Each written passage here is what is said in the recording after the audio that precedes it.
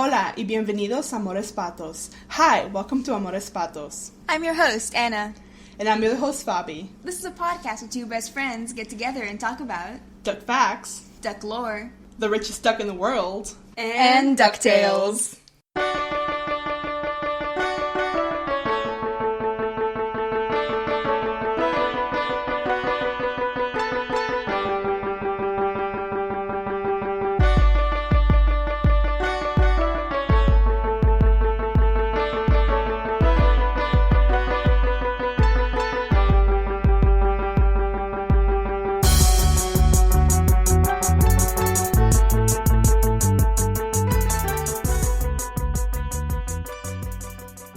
Welcome, bienvenidos, and hello.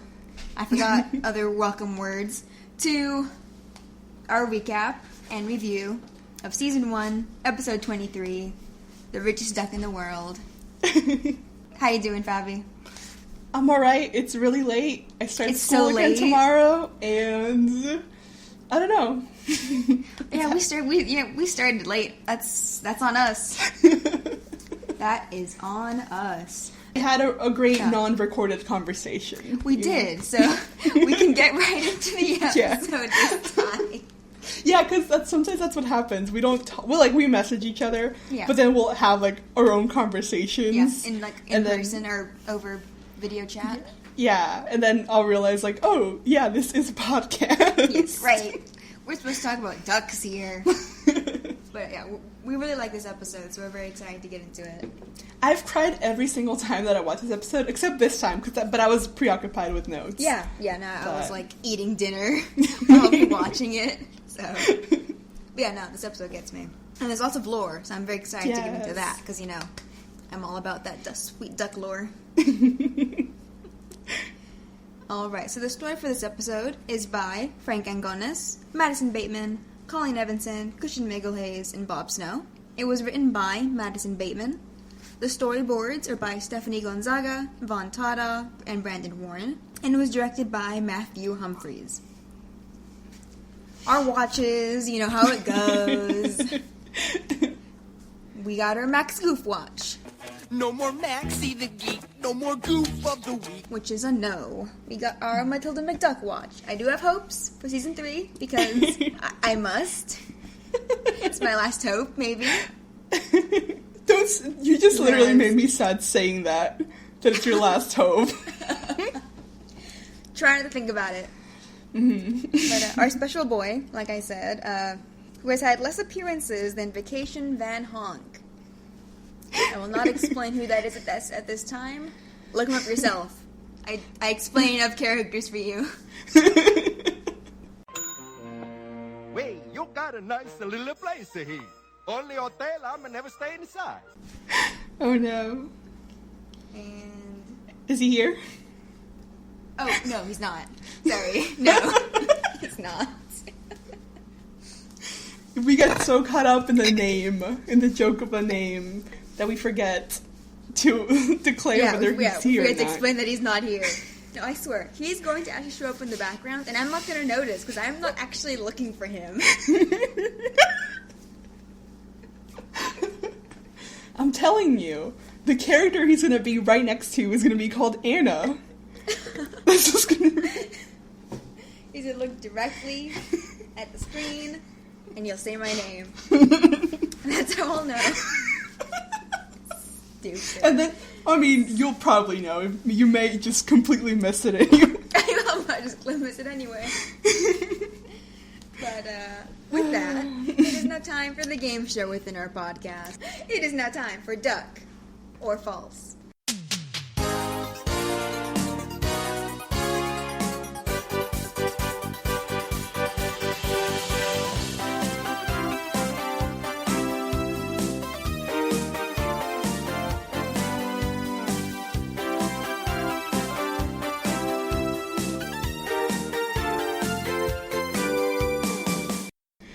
Okay. This is a duck or false question. So, Faby. Yes. Was Scrooge McDuck responsible for the sinking of the Titanic?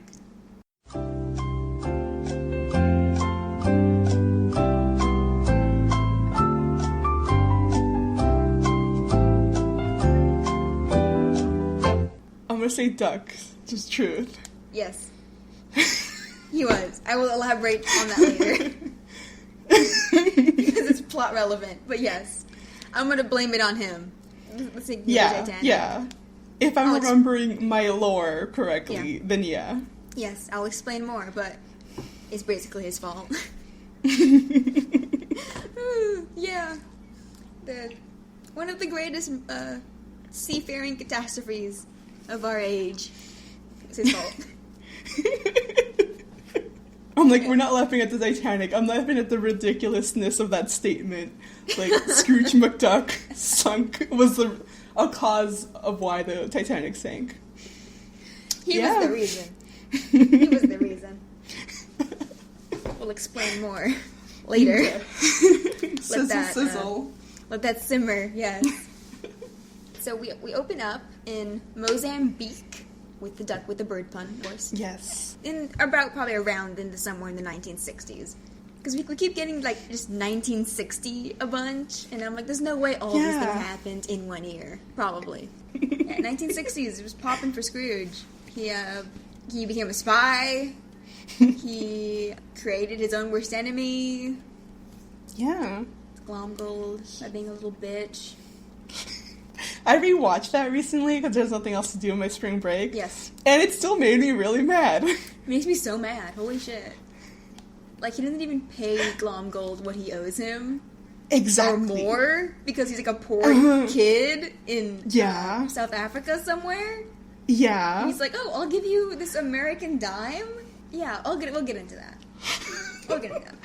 Ballad of Bologna is still good.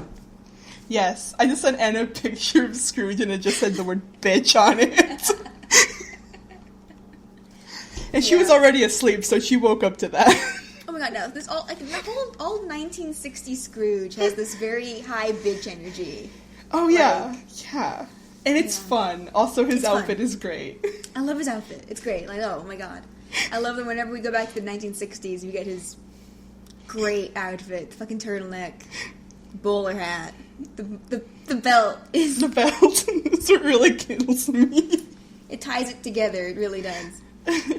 Anyway, episode. Yes. So he's pitching this material called insubstantium. Mm-hmm. That's like in his minds or something. So it's called Have-you-senium. There we go. I don't know what I'm saying anymore. In the minds of insubstantium. There we go. Thank you. I just put captions on. We're good now. She's just reading lips. You're reading cartoon duck lips. Definitely what I'm doing. This is why this is a duo podcast. Yes. This is why. Because I don't know what the hell I'm saying. So he's selling this. So it's like it's an invisibility cloak. Yeah. That's what he's selling to this guy. So I guess whatever mineral thing they mine, they make it into a blanket or some shit, whatever. Mm-hmm. So he's selling this shit to a really rich guy named Mr. Z. Mm-hmm. They're in his penthouse thing, his office. It's very classy. 60s. Yeah. He looks great. He's a great guy. No, yeah, he looks very sharp. I think he's like a parrot or something, right? Yeah. Or chicken? I read the TV tropes. It said something specific. I completely forgot what it said. Oh, God. He's a bird. He's a bird, yeah. He's great. So he's impressed, like, because he literally sees, like, Scrooge demonstrated, and he disappears. Yes. And I love this line, because he's like, fantastic, and Scrooge is like, I am, aren't I? Yeah. Alert later, Scrooge. It's a business deal. And so he, like, right away, like, takes out this contract, and it's a contract to buy the mines. Yeah. And Mr. Z's like, I'll take it. And he's like, and, you know, this deal's gonna make you a very, very rich man. And then Scrooge is like, oh, it's gonna, you know, it's gonna make me the richest man. Like, the richest duck in the world. And he yells this because, like, he's the richest, with this deal, he's now the richest duck person in the world. Mm-hmm. But as he yells this strange magical ripple thing, like, travels down the building and, like, through the air. Mm-hmm. Yeah. Yeah, Mr. Z is just, like, cackling in, he like... starts laughing. A freedom, a relief, because he's, like... Because he's free. Yeah. He announces that, well, he tells Scrooge that he's no longer the richest person in the world anymore. Mm-hmm. And so I wonder if Scrooge knew this before. It doesn't seem that he's making a deal with the richest person in the world. Mm-hmm. So I wonder if it was, like, a secret.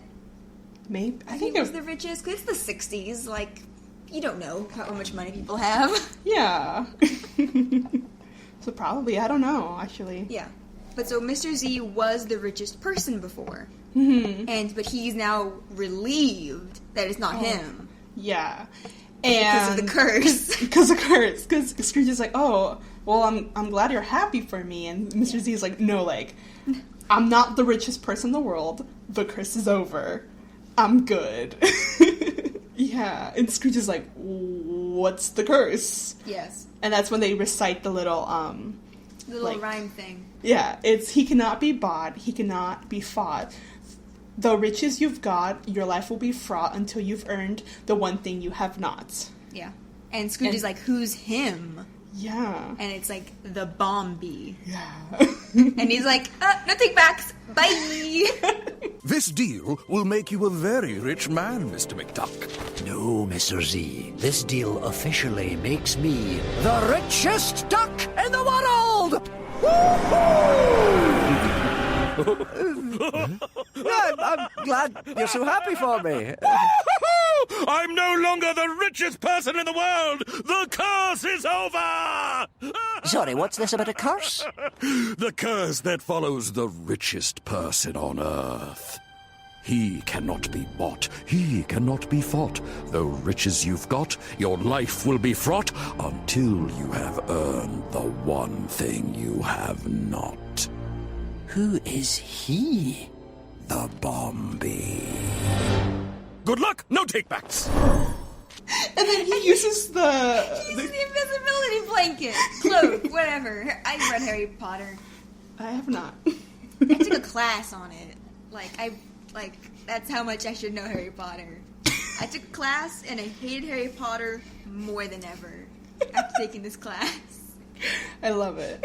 Because I had to reread the books. Mm-hmm. And those suck. No. Why is there elf slavery? And why is everyone cool with it? Why is Harry cool with it?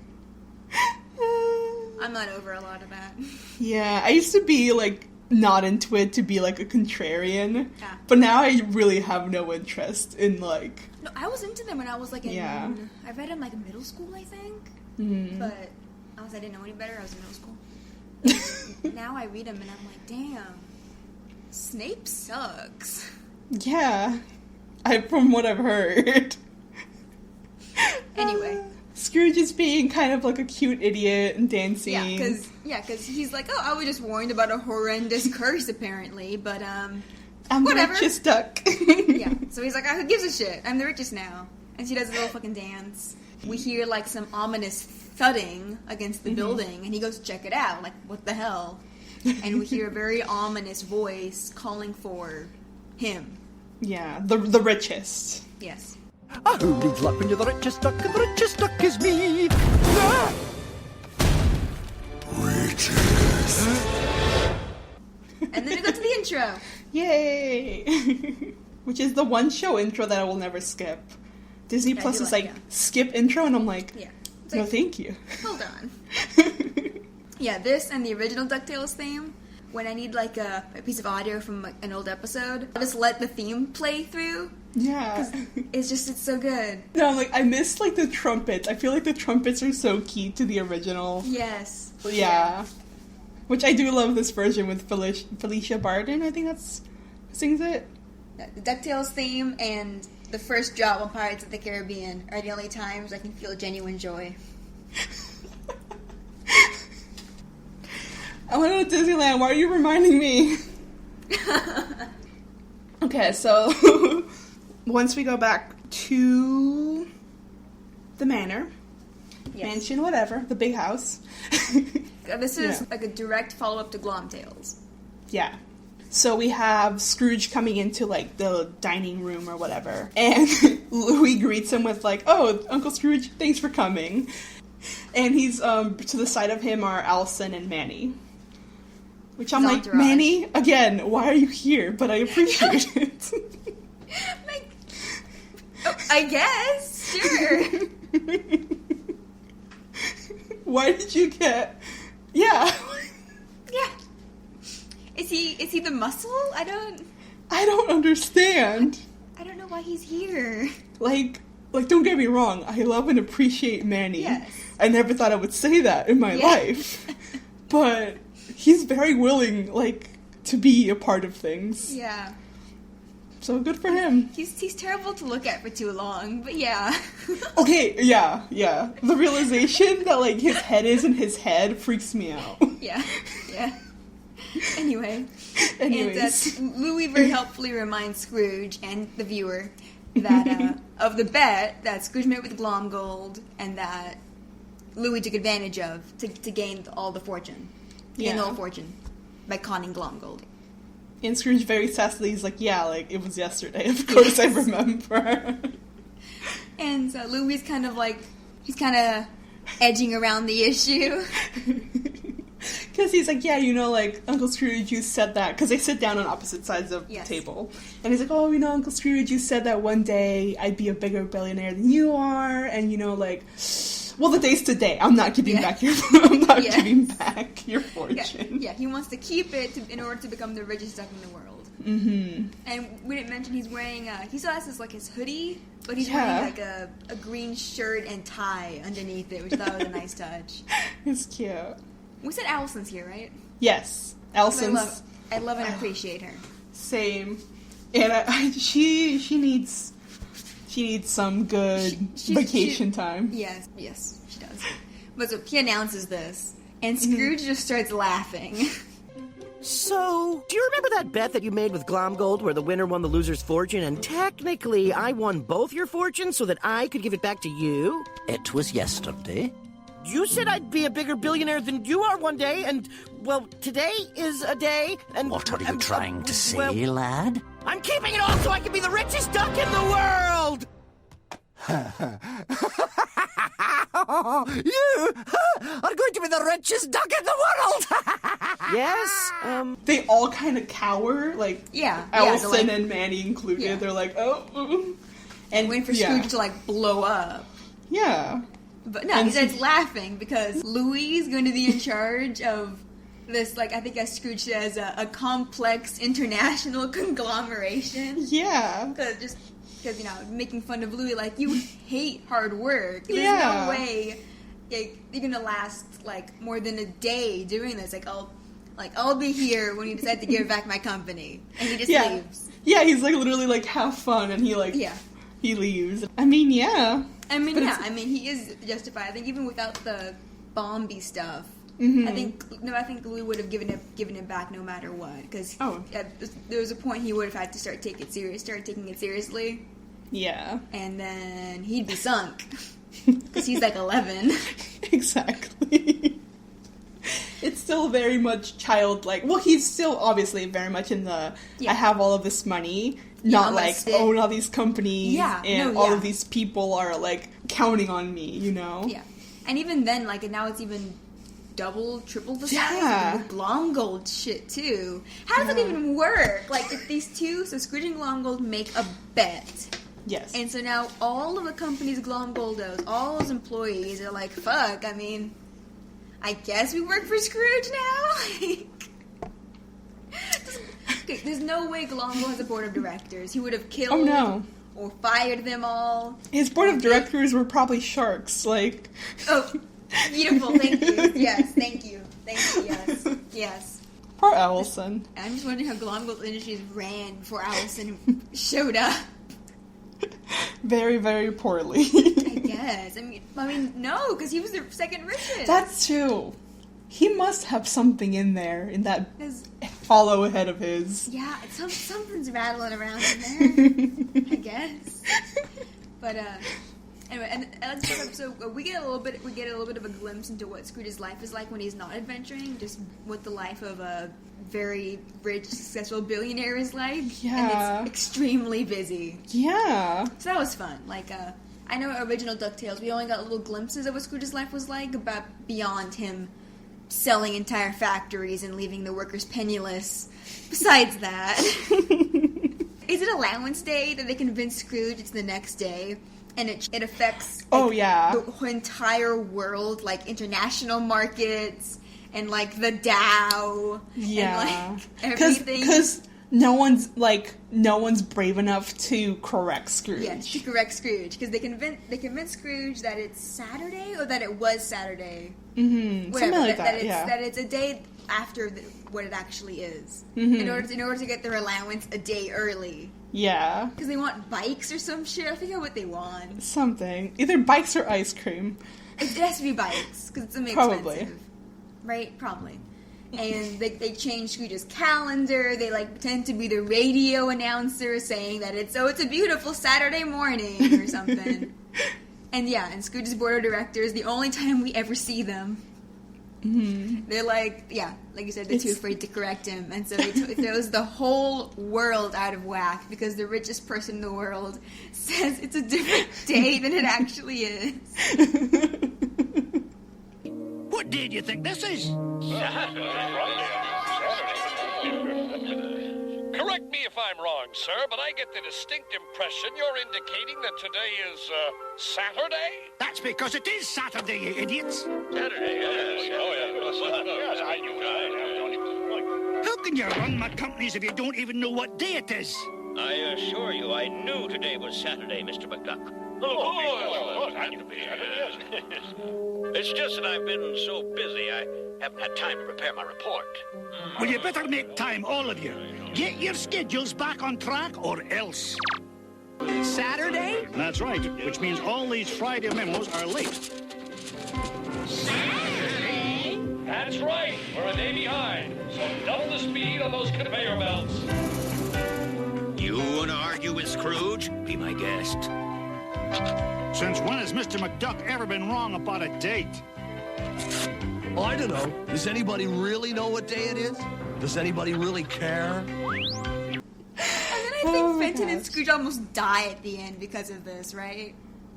I don't even remember. Remember, because they go to Cuba for the banana bran flakes thing, and there's some Latino stereotypes in there. Remember, they're gonna kill Fenton and Scrooge by cannon fire squad. It's been a while. I don't really remember, but I believe you. I think it's the same episode. It goes off the rails very quickly. All right, we got off track. Yeah. So Scrooge is leaving the company with Louie, because he thinks there's no way that Louie can last very long in charge of it. And so Allison is like, oh, well, that was, like, way better than I thought it was going to go. And Louie's like, well, duh, like, I've worked really hard for 3 whole months. Yes. I deserve to be the richest duck in the world, you know? Me after finals, after 3 months of studying, I'm like, I deserve this. I deserve all of this ice cream. And I deserve not to, I don't do shit. I'm very boring. No, my living it up is like, oh, I'm gonna get some boba. I miss boba so much. I also miss Ada, but I miss boba. Thank you for including me in that. I'm secondary to boba. He kicks Manny's Scrooge head off, and puts like a solid gold Louie bust on there. Who made this?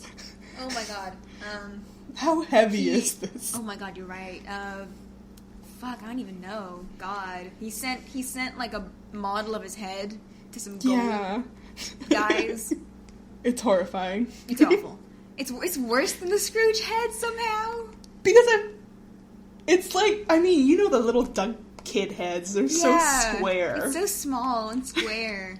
And so he sticks that on Manny's head, or neck thing. And he announces again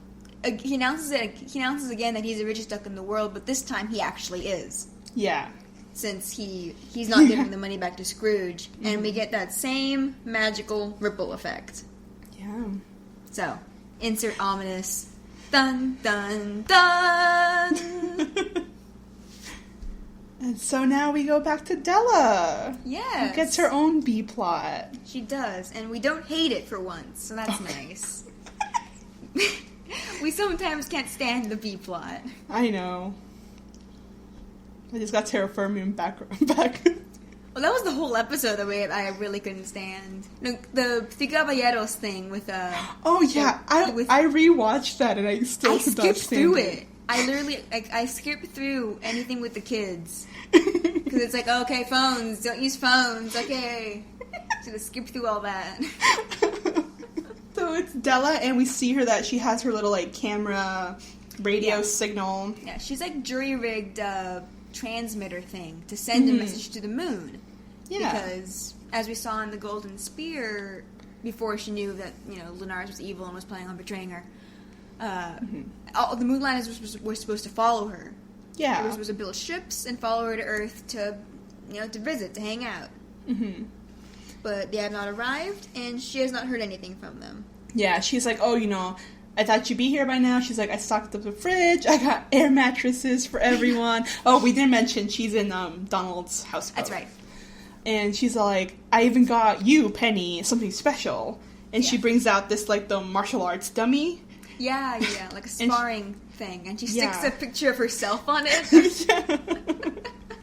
And she's like, don't you want to, like, come and spar with this thing?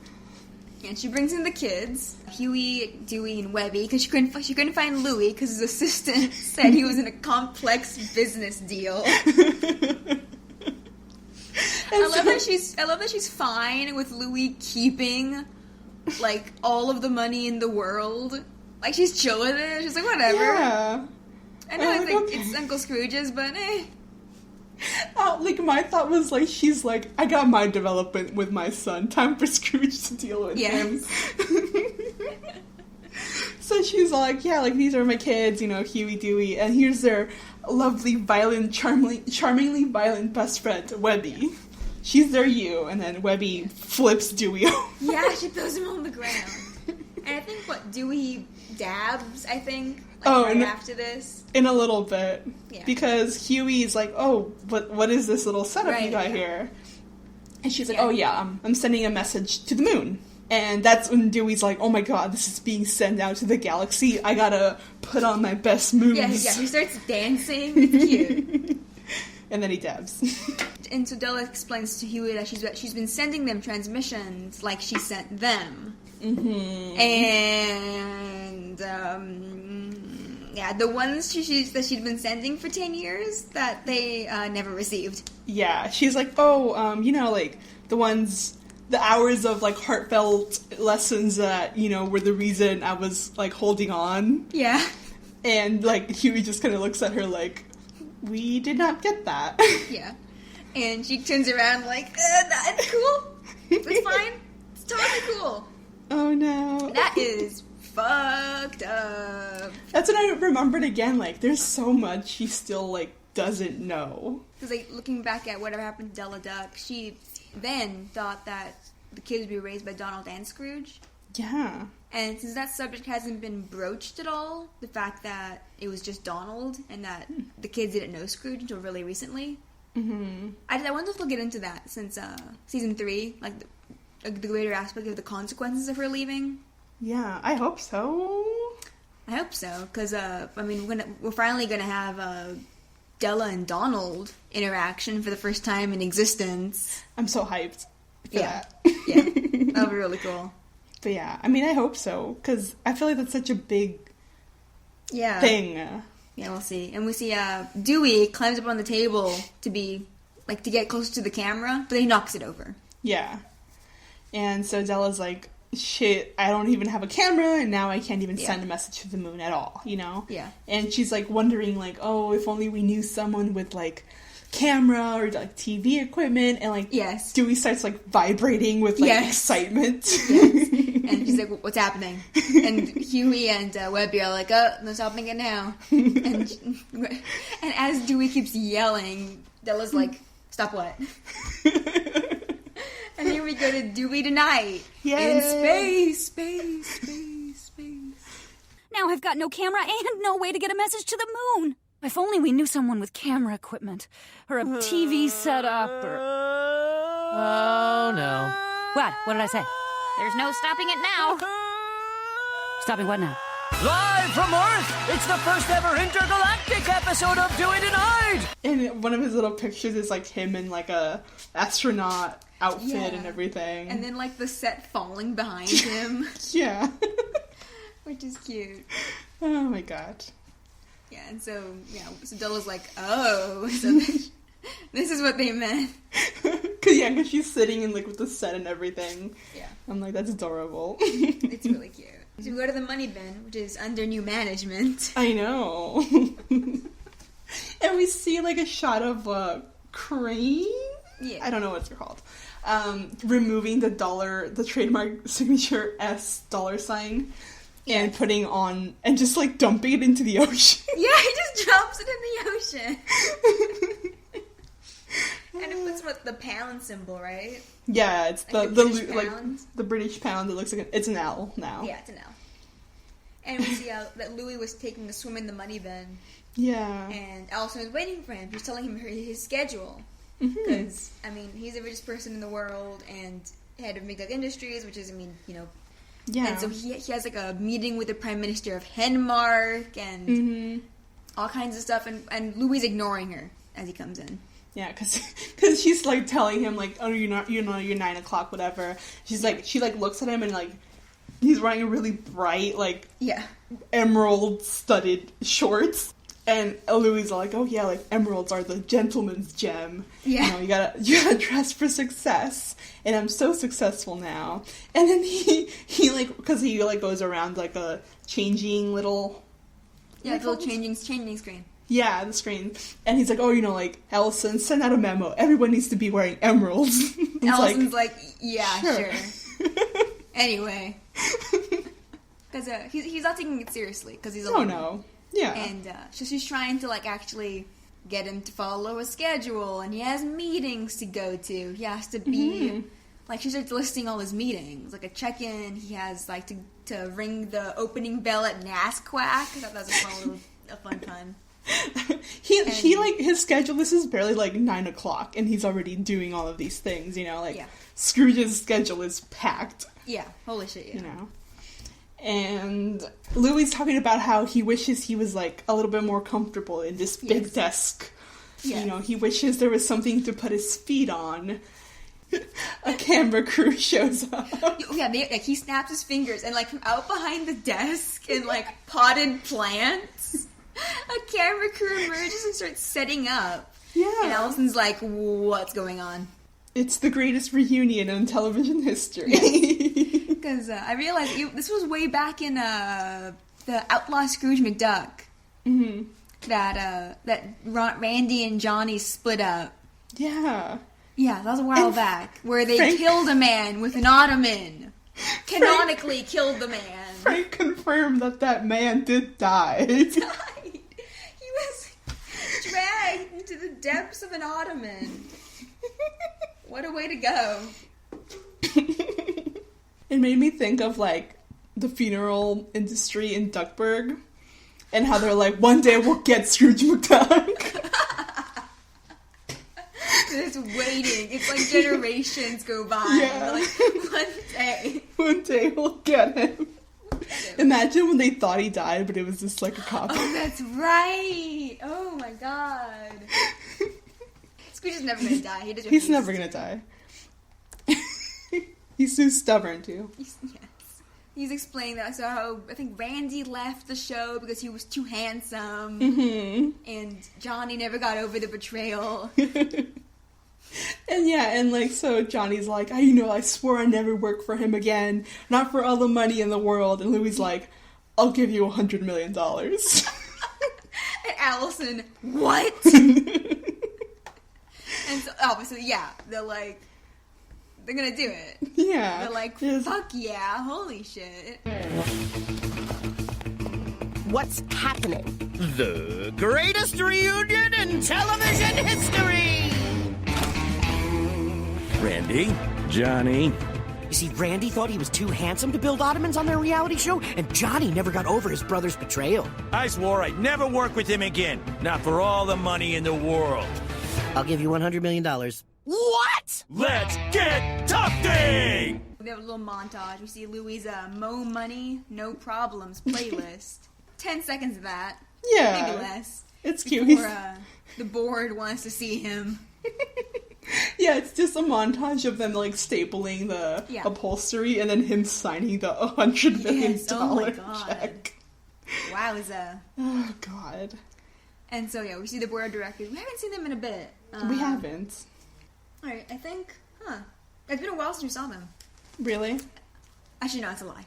We saw them in the Christmas episode, last Christmas. It was in, like, the 1960s, but... Oh, okay. They were there. Damn. And I don't know if... I'm sure you mentioned before, but the... kind of the collective board is voiced by Mark Evan Jackson. Yeah. Who is, Kevin from Brooklyn Nine-Nine, Captain Holt's husband. Mm-hmm. And I have not watched The Good Place because I'm terrible, but he's in there too. He's like a demon guy. I'm sorry for not knowing his name. Yeah. I think it's something really. I think it's something really like basic too. It's like Keith or something. Probably. Or Calvin. That's like his demon name. Something like that. You probably guessed it. Yeah. Anyway, he voices the collective board because really only the main guy talks. Bradford. Mm-hmm. Damn it! I wrote Bentley with a bunch of question marks. He's like, we need to discuss the Ottoman incident. Yes. And oh my God, the fucking painting behind Louie. Oh my God. Oh, when did he get that made? When did he commission this? So it's a painting of him, like, standing on top of a little figure of him, who is standing on a smaller figure of him. It's really fucking funny. I love it. I want it. It's really good. And so we see that Louie's very, he's not taking it seriously, the amount of money he spent. And they're like, well, how does this Ottoman benefit the company? And, you know, it doesn't. Louie wanted it. Yeah, he's literally like, I wanted it. I'm rich. So... Yes. The board gets mad. Obviously, it's a business. Like, you can't just be spending money like that recklessly, especially not $100 million. I know, oh my God. And so Louie's all like, oh, well, you know, the board is like, you know, the money has to come from somewhere. Yeah. And Louie's like, figure it out. Like, that's literally your job. Yeah. And they do. They're like, Bradford's like, well, like, the first thing he lists is that they're spending a lot of money on magical defense on this, a mysterious island in the Heron Sea. Yeah. And this isn't the first time that, the board has brought up that Scrooge spends too much money on magical defense. I think Scrooge is spending like $4 million or something on that. Something like that. Yeah. But yeah, they mention it in the Great Dime Chase episode, that he's spending a lot of money on magical defense. And Scrooge doesn't they need it. And here, they offer it to Louie. And Louie's like, no thought. He's like, yeah, we'll cut that. I don't give a shit. And immediately, like, Bradford takes out, like, a button from his immediately. coat. He's like, oh shit, that was easy. And he just presses it and it's done, you know? It's done. Louie immediately goes down to, like, celebrate, you know, like, that rich life. He's gonna start now. Hashtag rich life. Yeah. And, like, Allison bursts in, like, there's an emergency on your island. Yes. We gotta go. Immediately. Yeah. And Louie's like, what? Fuck, no, wait. I want to live carefree and rich. But he cannot. So he follows Allison out. I wanted it, and I'm very rich, so... This is a business, not a bank account. That money has to come from somewhere. Then figure it out. That is what I pay you to do, right? We are spending a lot on magical defense on a dark, mysterious island in the Heron Sea. Great! Cut that! Now, let the rich life of Louie Duck begin! There's an emergency on your island in the Heron Sea. But...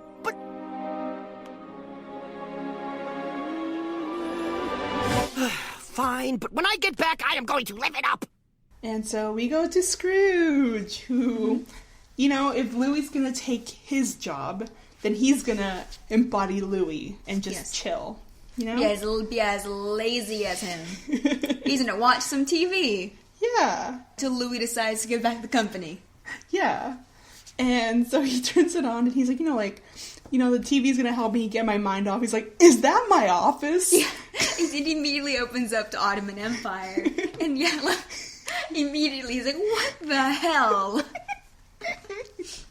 And we see the Ottoman Empire brothers talking about how they love work, how work gives their life meaning. If I didn't have work, I'd waste away into obscurity. Louie wants to do my job, and then I'll be as lazy as him until he's ready to give my company back. Perhaps a bit of the old boob tube will help keep my mind up. Is that my office? Yep, nothing like a good, honest, hard day's work. Work, work, work. You know, if I didn't have work, I'd probably waste away into obscurity. Yep, right. I can't just sit here relaxing. I'll get started on a new fortune. And Scrooge is just like, God damn it. He's like, oh, fucking hell. Okay, I'm not gonna just sit around and just, do nothing. Like, I'm me. I'll start a new fortune. Yeah. Why not?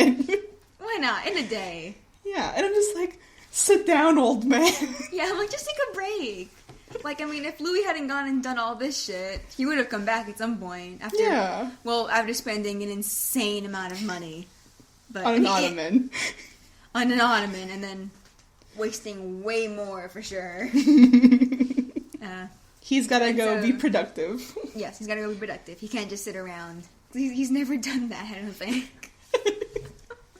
Since he was, 10 years old. Damn. It's just sad now. And you just want to take Scrooge out for coffee and have him sit down for an hour. And so we go to the Sun Chaser, Cloud Slayer, whatever. It's green now. And Launchpad is, he's actually flying it, which I'm like, he is, yeah. Because she's on TV now. And so, this is your captain speaking, and this is your captain yelling. Yeah. And he's talking about how they're approaching this mysterious mist shroud island, and they'll be crashing there within an hour. Yes. And we see Louie has this whole little setup. He's sitting in a chair with a pillow, his feet on his $100 million ottoman. And Manny's, I think, giving him a massage? Like a back massage? But just how? He doesn't have thumbs, so... No, it's just hooves. And he goes to tip Manny, but Manny doesn't have fingers to grab the money with. Exactly. So Louie just kind of drops out of Louie's hand. I feel like, can you put it in my pocket? Please, my lab coat. I think Manny pays rent, right? It's been mentioned before that he pays rent. Who is the landlord who is leasing to this demon statue thing? This naked demon statue thing. I love it. I was telling Anna, I was like, the talk of rent paying stresses me out so much in DuckTales. Because I was rewatching the Starcules episode. Oh my god, I forgot the name. Starcules and Duckburg. Yeah, and I was just like, I feel so bad for this man who's just trying to pay his rent. He's just trying to pay his rent. But, yeah. And so Allison interrupts Louie's leisure time. He makes Manny, flip the page for him. Yeah, that's right. He's like, thank you, Mannington. Terrible name. Allison interrupts Louie's leisure time to tell him, so we don't die. How about we review everything we know about this island? And, they know nothing about this island. Scrooge removed it from maps and satellite images. There's nothing about it. Yeah. Literally nothing, so... We know the name, right? It's Falcon Island. Falcon Island, yeah. Yeah. And we see, this tablet image of it, and it just looks like bare, just stone and rock. Yeah. Yeah. And it looks, really creepy. Pretty bad. But Louie doesn't give a shit, because he's the richest duck in the world now. There's nothing he can't handle. Yeah. And he, throws money. He makes it rain. God. He's such a little kid. Yeah. Maybe, so we don't die, we can use this time to go over everything we know about this island. We know nothing about this island. It is so secret that Scrooge had it removed from maps and satellite images. If we're to survive...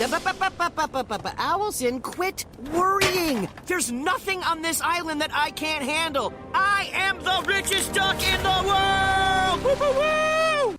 And so we see they arrive on this island.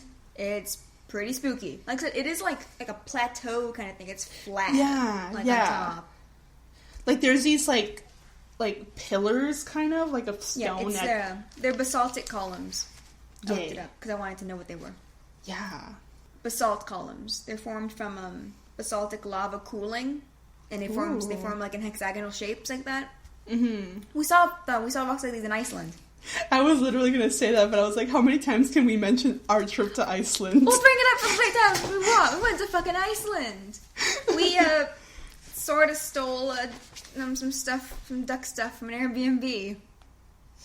There was a Donald Duck board game, and we stole some of the like little figurines and some of the playing cards because they're cute. And we did not steal all of them. We stole a small amount. We took a handful. We did. But we saw rock columns like this in, I think it's the town of Vic in Black Sand Beach specifically. Yeah. If you actually look up basalt columns like this, Black Sand Beach is one of the main things that shows up. So we went to famous landmark. Like they're also all over the world, but Iceland is apparently the best place, one of the best places to see them. So. Mm-hmm. They're really cool. They're just like, I remember like some people were climbing them. I did not. Yeah, I climbed them a little bit. You completely got drenched because. Oh my god, that's right, my hubris. Because I was not wearing like good shoes, so I was staying away from the ocean because the ocean is really bad. Yes. There. Yeah. And it was just like walking really close to the waves and stuff. I was in the water because I had rain boots on, and I'm like, ho, I got rain boots. And then a wave was a little bit too high, and the water completely filled my boots, and I got a really bad cold the next day. Yeah. My hubris. Like, she was laughing at me that I kept running every single time a wave came in. Yep. She got. But it was very pretty though. The rocks are real cool. They're cool, but they're also like kind of like unnerving looking. No, they are. They look almost unnatural by how perfect they are. Exactly, that's the thing. And I think we saw them like near like the opening of a cave as well. Yeah. So like that, like kind of like here, like it's like a gaping hole, and it's just kind of like these different sized pillars that look too perfect and straight. You're just like, ooh. And then the sand is black there. They just look spooky, so that's fun. Yeah. I'll look for the pictures, because we took a good number of pictures. We didn't mention. Before that, we did get like a little glimpse of a creature inside this island, who's also saying, the richest. Yes. Yeah. So, the Bombi. Yeah. Yes, it is, yeah. Yeah, so they're going much closer to this monster, and the setting works. It's spooky. It's very like Monster Island kind of feeling. Like you're definitely gonna find some sort of monster or horrible secret or evil treasure, cursed treasure thing here. Yeah, because it looks so like jarring, and they're using like the pillars to climb up to like the plateau. Yeah, and Launchpad managed to dislodge one of them. Yes. So it just like falls. Yeah. And Louie is talking about how like this isn't the private rich guy island he was hoping for. But he'll spruce it up a bit. He'll add like a white sand beach, a private lagoon, and he's very much not taking it seriously. No. Like, because everyone's like, oh fuck, like everyone else is kind of creeped out, and Allison's asking, why would Scrooge go to such effort to protect this place? Yeah, because it just kind of looks creepy. Like, what's going on here? Yeah, there's no like natural resource here that like someone's trying to hide or anything. And they end up walking, and they see this like giant hole. It's filled with more pillars, but specifically in the middle of it is like this like money box, like money bin shaped thing. It's a big metal like a crate, I guess. Yeah, and it has Scrooge's dollar sign on it, and I'm like, that's just his logo. Like, there could be anything in there, but like, Louie assumes it's a secret money bin. Mm-hmm. Which is very dumb, Louie. Yeah, because it's like all gray. Yeah, it's like the bottom of this hole. Yeah. It's surrounded by pillars that are, like, broken. Yeah. And then it's, like, on top of it, it's, like, little, like, emeraldy, like, spikes. Yeah, these green things. So assuming that's probably the magical defense. Yeah. That was disabled. Yikes. Put in a white sand beach over there, a private lagoon over here, maybe a water slide. Or is that too tacky? I'm not sure. Why would Scrooge invest so much money in protecting this creepy pile of pillars? That's why. He was hiding a secret money bin! And so we go back to Della, and so it's Della and the rest of the kids. So Webby, Huey, Dewey, then they're helping Dewey make this broadcast to send to the moon. Yeah. And Webby, like, just powder puffs Della's face. Yeah. And Della's like, so Dewey has his own show or something? And Huey, who's, like, the director, who's, like, headset and everything, it's real cute. He's like, it's mostly in his mind. And Della's like, oh. What? They're like, we're humoring him. He has 2 subscribers on Duck YouTube, and it's me and Louie. Like, not even Webby. Like... Oh, sorry, it would be him and Webby, not Louie. Oh, yeah, Louie's like... I think it's more in character. And, Huey's in his yellow, like, little announcer suit that he wore for the golf episode. And so, they start the show. Dewey's, like, very, like, Jimmy Fallon. Yes. Fallon? I think Fallon, right? Fallon's the one we hate. I think, right? He's the one we hate? That's the one we hate. Yeah. And he's, like, like, fresh from being lost in space for a decade. Put your hands together for Della Duck. Now, fresh from being lost in space for a decade, put your flippers or whatever moon people have together for Della Duck! Mom. Can I call you Mom? I am your mom. Great. He asks her, like, so you were on the moon for a really long time. Do you have any fun stories about that? God, Della. Jesus Christ, Della. She goes on to say that, she has a really funny story. She's like, like, in the cruel void of space, it's so easy to lose track of time. So one morning, she, like, decided to have a staring contest in the mirror because she was so desperate for human connection. And it, like, lasted for 3 weeks. Yeah. And so now she can't look in a mirror for fear that she'll see her. And she, like, looks into this cup of coffee and shatters it. Because she sees her reflection for, like, half a second. So Della just airing her PTSD on her son's YouTube channel. And Dewey's like, wow. Because they, like, cut back to, like, the Launchpad Beakley, Scrooge, Donald, Webby figures that he has. Yeah. And they're like, hear the subtitles say, uncomfortable murmurs. Yeah. And imagine being the person to find this YouTube somehow. Yeah. And, like, you just randomly see, like, the richest duck in the world just kind of walk by in frame. And it's like, wait, what the fuck? Like... Again, I want to see Scrooge's TikTok. I was literally thinking about this last night. He would need to use one of the kids' phones. His phone doesn't do that. So there'll just be a bunch of random 11-year-olds with TikToks with the richest duck in the world just in them. And nobody can explain it. No, everyone's like, what the hell? I love it. But yeah... Huey makes a comment about, like, how this is not how he envisioned first contact with alien life. Yeah. And Webby's like, don't worry, if things go wrong, I'll bring in the animal guest. And she just has this raccoon she dragged in from outside. Who proceeds to bite her, like, kick her in the face. Oh, dang, she has to get a rabies shot now. Oh, no. She, like, runs out. She's like, sorry, someone cover me. I gotta go get my rabies shot. And so back to Falcon Island with the rest of the gang. Is that they're descending into this cavern kind of thing with on a rope, and so we see that there's like cannons mounted on the walls.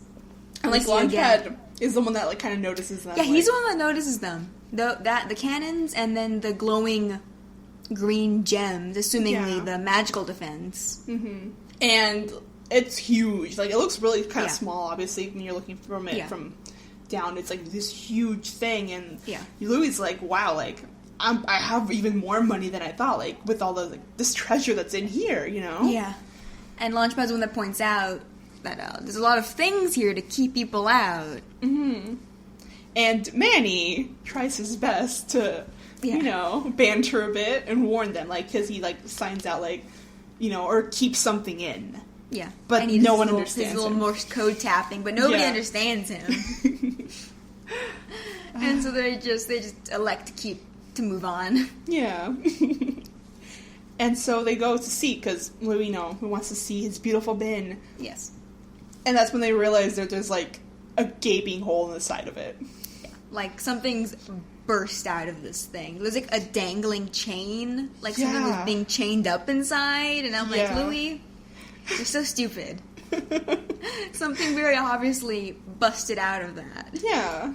Yeah. Like, do you know how many people get caught for crimes because they break into a window and they don't realize that, like, glass goes inward, so here the metal is busted out. Yes. Duh. So Allison's like, something, like, when you cut the magical defenses, it allowed something to, like, break through that. Yeah. And we see, like, this creature encroaching on them in the background. Kind of this lumbering guy. Yeah. And it's the Bombi. So he comes up behind them. And I really like how he looks. Yeah. Because, especially compared to his original design. So he looks very zombie-y in this. Yeah. So he's, like, Hulk-sized, but, like on one arm, like, the skin is, like, cracking and, like, like, flaking off, and he looks just, like, weathered and kind of shriveled. Mm-hmm. He looks like a zombie. Yeah. He looks like Solomon Grundy, specifically. He also is wearing Shrek's clothes. He is, but we're not talking about that. But Solomon Grundy, Solomon Grundy, he's a DC villain. He has like a billion backstories, but the most steady backstory in DC is that he's a murder victim. Oh. Brought back to life as a zombie. Oh. I've seen in some versions he was like a mob boss, and then he was murdered, and came back as a zombie. And then his level of consciousness kind of varies. Sometimes he's just like a fully conscious zombie who's also a mob boss. Okay. Other times he's like a mindless zombie. Uh-huh. There's a lot of variation. And so this is the Bombi, as we said a couple times. Who, we know, in this is attached to the richest duck in the world. So whoever's richest, the Bombi will hunt them down. Yeah. And presumably kill them. And I think, should we get into Bombi lore now? Yeah. Alright, I do want to get a bit into the Bombi lore, because he's fun. So, the Bombi. He was created by Carl Barks in the 1949 comic Voodoo, Hoodoo. Forewarning, if you're going to look into any of the Bombi backstory, anything associated with him, it's steeped in a lot of racial stereotypes, specifically African in general. A very broad scope, because it was the 1940s, and they're not going to, be culturally sensitive about any of this. Yeah. Even in the 1997 Life and Times, Bombi is introduced in chapter 11 of Life and Times, the empire builder from Calisota. And we tell the same story of the Bombi as introduced by Carl Barks. And while Rosa's depictions of the Bombi and the person who sends him after Scrooge are a little bit less racist, a little bit less racist looking, like the designs, it's still bad. Yeah. So yeah. I guess forewarning if you're gonna look into any of the legit, if you're gonna look into the comics or any more of the Bombi backstory. So in both Carl Barks and Don Rosa's version of the Bombi the zombie is not an actual zombie in that he is like a dead person. The Bombi is a bewitched man who was bewitched by the chieftain of this tribe, Fula Zula. So again, with the names. Yeah. Who just didn't like this guy. He cursed him for some reason. It's not really explained why he cursed him. Cursed this dude. And he sends him after Scrooge, specifically after Scrooge in 1909 burns down his village. Fulazula. Yeah, so chapter 11 of Life and Times of Scrooge McDuck, like I said, this is the Empire Builder from Calisota. So this is a Scrooge who, he has become ruthless in his quest to become the richest duck in the world. He becomes obsessed with becoming the richest. At a certain point in time. There's a certain point where his priorities shift, and he is obsessed with making money. And his sisters accompany him first to America to help him with his business and to see him, spend time with him. And then they accompany him to Africa. I want to say the Congo, because everyone just likes to fuck with the Congo. It's real bad. And we see at this point that Scrooge's business practices have become very, very cruel. He no longer cares about being fair or being honest in his business deals. He trades, I think, a diamond mine with a different village chief. He trades a diamond mine for a quarter. And talking up this quarter as, like, oh, this is the leader of our tribe. And it's like George Washington or whoever the fuck's on the dime. Tricking this chieftain into selling him a diamond mine for a quarter. And we see him then go to Fulazula's tribe. He wants the land that the tribe is on because it's rubber trees. So it's definitely the Congo, because Europe and America were obsessed with rubber. And, destroying all of Africa to get it. Yeah. And obviously Fulazula's like, hey, fuck off. We're not selling our land to you. And Scrooge gets so mad that he was, basically denied, that he was refused, that he gets the local, probably Dutch, because the Dutch were all up in this business, like local trading post. He gets all those dudes, rounds them all up, and has them burn the village to the ground. And he has them tie up the chieftain, Fulazula. And Scrooge goes over to Fulazula in disguise as a good Samaritan and frees him. And he tells him, oh, like, your village is destroyed, you can't come back from this, sell me your land, and something, I'm a good guy. Yeah. And Fulazula trusts him because he's in disguise. And he sells him the land, and he's like, ha, psych, it was me, he sold me your land. And Fulazula's like, oh, alright, well, you're cursed now. And so he sends Bombi the zombie to hunt him until the end of time, basically. Or until he catches him. The Bombi is supposed to hunt down Scrooge and then shrink him to the size of a mouse. And then I guess step on him? I'm not sure. His evil plans on what to do with Scrooge isn't really explained. This chapter, The Empire Builder from Calisota, in the Life and Times, marks the one most egregious and most awful, dishonest deed Scrooge has ever done. So he basically learns a lesson because his family abandons him. His sisters watch him do this, and they leave. Yeah. They abandon him, and they tell him, like, you're not the person we thought you were, and if you want to come apologize, if you want to make things right, we'll be back in Duckburg. And then his sisters are waiting for him. But instead of going back and apologizing right away, he delays that return trip by a good number of years. He keeps putting it off by saying, oh, well, I'm making more business deals, I'm making more money, I'm sending money back home, it'll be fine. My family will be fine with it because I'm coming back with even more money. And all the while, the Bombi is hunting him for a long time. For I think about 10 years, the Bombi hunts him until at some point he gets another shaman guy to basically put another spell on the Bombi that'll keep him trapped on this one island for 40 years. And then in 1949, in a different comic, the Bombi follows him to Duckburg when Scrooge is a lot older. But anyway, in that span of time, when the Bombi is still hunting him, it's interesting because Scrooge is consistently running from the Bombi. It follows him everywhere. It follows him to Greenland. It follows him. In Greenland, it falls into a glacier. And that glacier separates from Greenland and is pulled towards Scrooge, who is on the Titanic. And because it is being pulled towards Scrooge, Bombi and Glacier crash into the Titanic. Yikes. Because Scrooge is running from the consequences of his actions. And then he puts off the consequences even more, like I said, by having the Bombi frozen on that island. Yeah, I believe that is all my Bombi lore. Yeah, so just in the comics, the Bombi is like a metaphor for Scrooge running from the consequences of his actions. But even then, he never actually faces it. I think the resolution for Bombi in a different comic, at the whole 40 years later, is that like they take the Bombi, I think, back to Africa, and they break the spell on him or something. But I mean, Scrooge never faces consequences for burning a village to the ground. That's kind of the thing. Yeah. He just puts it off.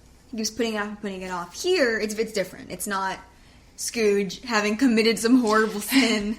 It's just the Bombi itself is a curse just against whoever's the richest. And I thought that was interesting. And just the fact that, like, the guy before Scrooge, I mean, the most obvious way to stop being hunted for being the richest is to give your money away. Yeah. And no longer be the richest. But obviously Mr. Z wasn't doing that. Scrooge obviously wasn't doing that. And same thing, he was locking the Bombi away. Just kind of not dealing with that the best he could. I think that's such, like... Because I remember when you were still talking to me about, like, all this lore, like, it's such a heavy, like, phase it's rough. In his life, you know? And I feel like that's kind of, like, what makes him such an interesting character to me as well. Yeah. Just the fact that, like... I mean, I wish he would have, like, actually faced consequences for it. You know, maybe written by someone else he would have. But... hopefully. Yeah, you know, but it's still, like, it's so... I don't know, it makes him such a rich character. Yeah, to say, like the fact that his greatest sin chases him for 40 years. Yeah. So here, obviously, the Bombi is very different. I do very much like this interpretation, but because of the Bombi's backstory, I never thought he was going to show up. Oh, yeah. It's rough. Yeah, it's a very loaded, full of racial stereotypes, like, just like, oh my goodness, just... If you want to look at the designs, if you haven't read this comic, they're pretty rough. I think we'll post pictures of the Bombi, because he's not as bad. But like Fulazula and everything else, I don't like saying that. I don't like saying the name, but yeah, it's not great. Yeah. But this Bombi's cool. He very much looks like he's falling apart, and so back. So everybody runs because this fucking zombie monster thing. Well, I like the setup because they're still wondering where this, you know, what happened, and Launchpad goes, oh, you know, let's ask this guy, and like the zombie is like growling at him. He's like, "Excuse me, sir, are you from here? Or what?" Yeah, it's like fucking run. So they book it. When you cut the magical defenses, it must have allowed something to break through. But what?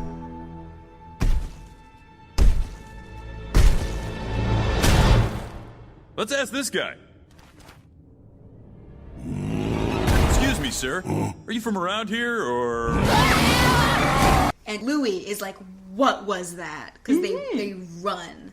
And so they're hiding behind some pillars, and Allison's like, it was whatever the hell Scrooge had trapped in there. Yeah. Like... You weren't listening to me, and now this thing's, like, loose.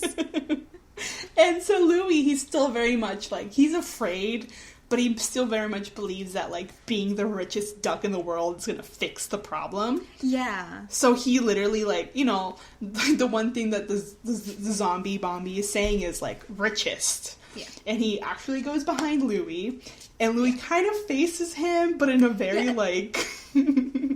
Yeah, he like rich boy way. Doesn't he grab the Bombi's like the nose ring? He like grabs it and he's like, "You're on my property, so you have to leave." Like, I'm gonna reason with this like mindless zombie thing right now. And Allison sneaks past Louie like, "Oh, this kid's gonna get fucking killed." No problem. I'm the richest duck in the world.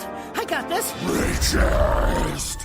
Excuse me, you are on my property right now, buddy. You better leave before I have you removed.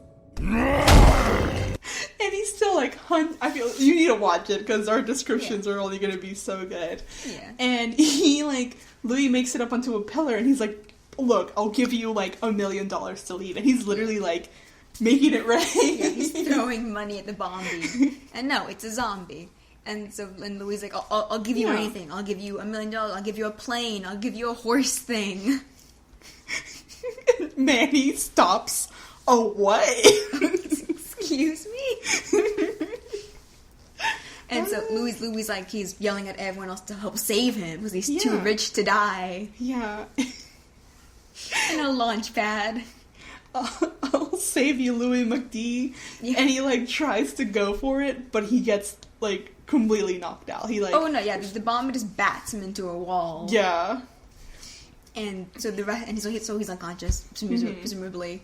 And so the rest of them run. Yeah, they gotta run from this fucking thing. It's very Scooby-Doo. It's fun. Yeah. And Louie is, like, begging Allison to, like, do something about it. And she's like, how the hell should I know? Like, I didn't teach me this in business school. What do you want me to do about it? Zombies in business school. That was the accounting class. And so they kind of split up at one point, they reconvene. Yeah, and so the Bombi has basically, like, super strength. He's invulnerable. We'll see. And, like, and the original Bombi from both Carl Barks and Don Rosa was invulnerable too. Nothing could kill him or stop him. Mm-hmm. And because he bursts through a wall of, like, these pillars, and he's about to grab Louie when Launchpad saves the day by crashing another pile of pillars. And he's literally like, oh, hey, guys. And they're just kind of like, okay. Woo, they kind of celebrate for a little bit. But obviously the Bombi's fine. Yeah. Because nothing can stop him. And so Louie yells for them to run back to the bin. Yeah. Not before taking credit for the defeating of the zombie. That's right. Because he's Launchpad's boss. Yes, so he basically did it. That's not how it works, Louie. It's not how it works. So we go back to Scrooge, who... He's having a rough time of it. Yeah, he has his little shoe shining business. Yes. He has the A-frame, the only Glasgow shoe shine. Yes. I think probably his, like, either his original or a very similar, like, shoe shine kit.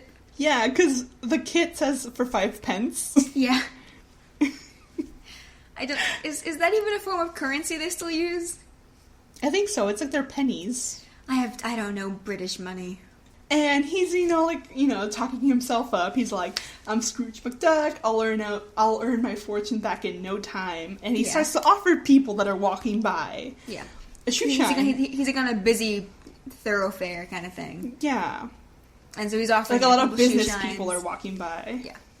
Everyone's ignoring him. Oh, of course. Yes. A lady literally walks through mud. Yes. He gets mud to the face, and he's like, how about now? Yeah. She just keeps walking. Glasgow shine, shoes so bright you can see your future in them. Yeah. Oh. How about now? No matter. Everyone needs a shoe shine. But it seems that, like, people, like, I guess don't wear shoes really anymore. Yeah. I guess, people really needed to be wearing shoes back in the 1800s. Really, like, I'm assuming a lot of people were working out, like, with, like, dirt and stuff, you know? And, like, coal and factories and stuff. So I guess people wore shoes more a lot back in his day. Yeah, and now you're free to, like, not wear shoes in these city sidewalks. But, like, even then, like, I don't own any shoes that would need to be shined. Yeah, same. Like, it's not a thing anymore either. No. Like, sometimes if you go... Well, actually, not sometimes. They're there. In Union Station in LA, the main station, they do have, like, these beautiful... shoe shining. Fucking fancy ones. And the San Diego Airport has, like, a 2-seat shoe shine thing. Yeah. For the business people that come through the airport. I'm like, I would like to experience a shoe shining. I know. But I don't, who has the shoes that need to be shoe shined? It's like, sir, please shine my Converse. But yeah, so Scrooge is learning that, like, it's not going to be possible the way he did it before. It's not, because it's not 1867. A time ain't worth much anymore. Yeah. I was thinking, I'm like, what else does he know how to do? Well, he knows how to run, like, a humongous business, but he couldn't work, like, at a Taco Bell. Like, that wouldn't work. He'd be a terrible employee. He'd be awful. Oh my god, no. He'd be fired immediately.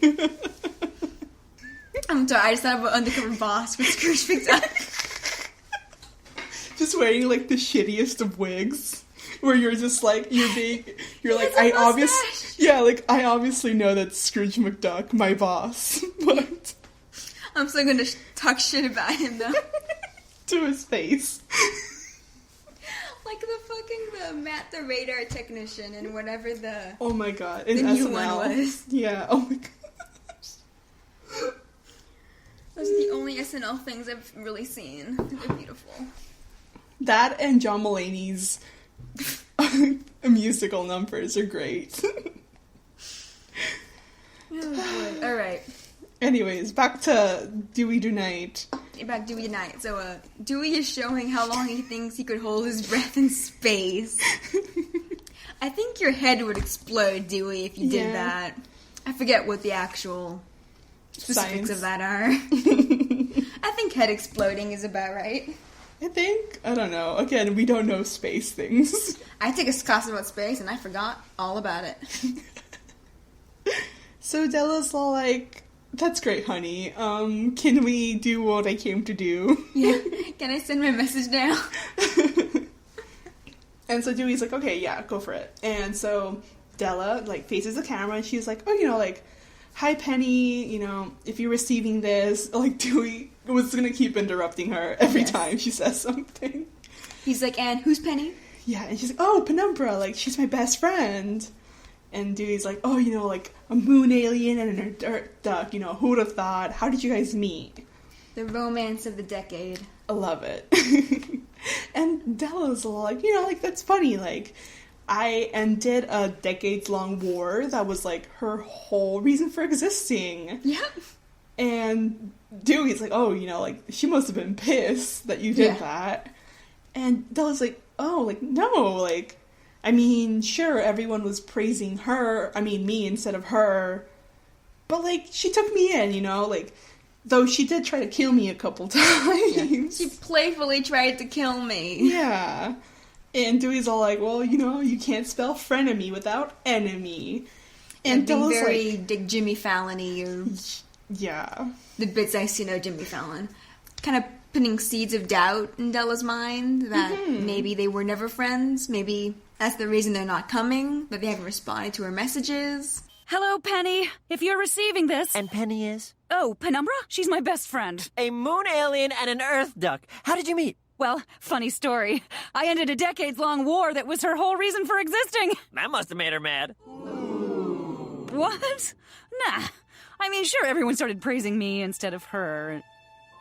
But she took me in. She playfully tried to kill me a few times. Well, you can't spell frenemy without enemy, right, folks? No. She helped me get back home. Well, maybe she helped you escape the moon to get rid of you, right? That would explain why she hasn't come or called back. Maybe we were never friends. Mom? So she walks off the set.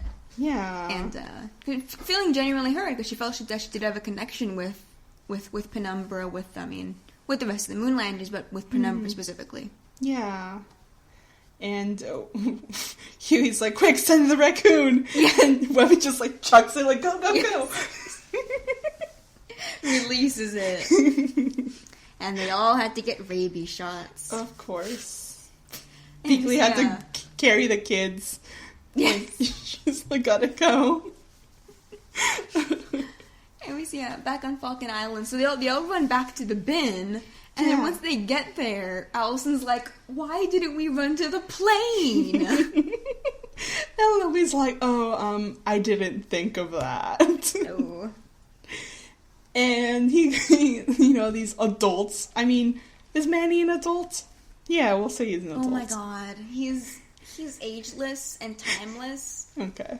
He is beyond the constraints of our mortal recognition of time.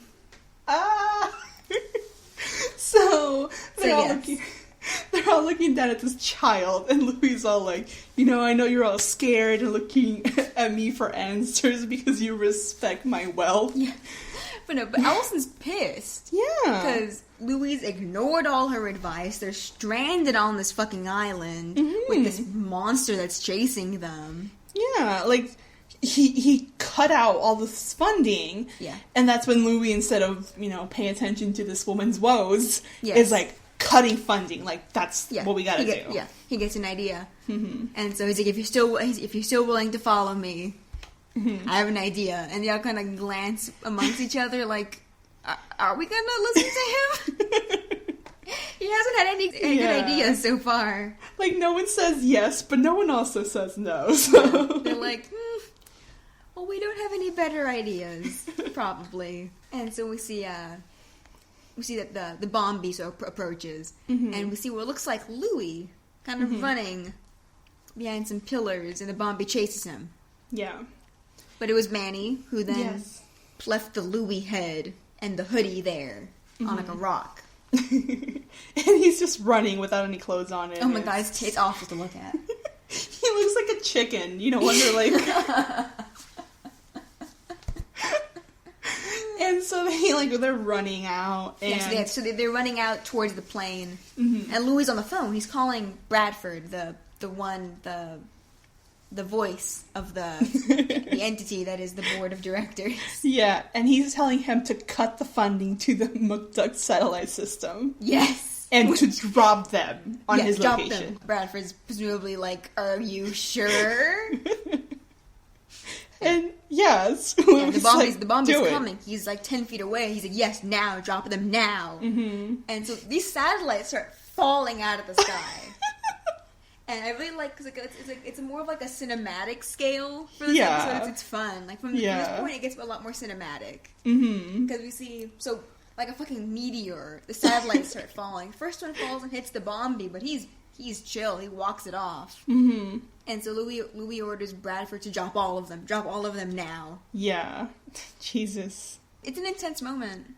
Yeah. And they actually make it to the plane, and they go, you know, they take off, but there's like this tidal wave of because of the satellite that hit, you know. But they do, and Louie's like, you know, Scrooge thought I couldn't handle this, you know, Mr. McQuack, take us home. Yep. You know, and it's now time to start the rich life of Louie Duck. Yes. But the Bombi obviously not easily stopped, or even with great difficulty. And he is clinging to the wing of the plane. Yeah. And so we still have, you know, Louie's playing his playlist, and everyone except Allison starts dancing a little. They're jamming. Celebrating, And Manny is dancing too, but then he realizes he doesn't have a head anymore and gets sad about it. And so he sits down. And Allison, no nonsense, stops the music, okay, back to business. Yeah. And Louie's like, what do you mean? We just had a very stressful situation. I just saved your lives. Basically, we deserve a break. Yeah. And she's Allison's like, no time for breaks. You need to be in the office at 6 a.m. tomorrow to make up for the whole day they lost. Yeah. And so she's starting to, list off the things he has to do. Mm-hmm. And Louie's very much I don't have to listen to you. Yeah. I'm the rich person here. And he doesn't even get very far when, the Bombi rips a chunk of the plane out. Rips side of the plane out, jumps inside, and then it's and Louie's like, well, what do you want from me? Yeah. Because all it's been saying is richest, so he just wants him. Yeah. And so the Bombi's encroaching on Louie, but Allison has had enough.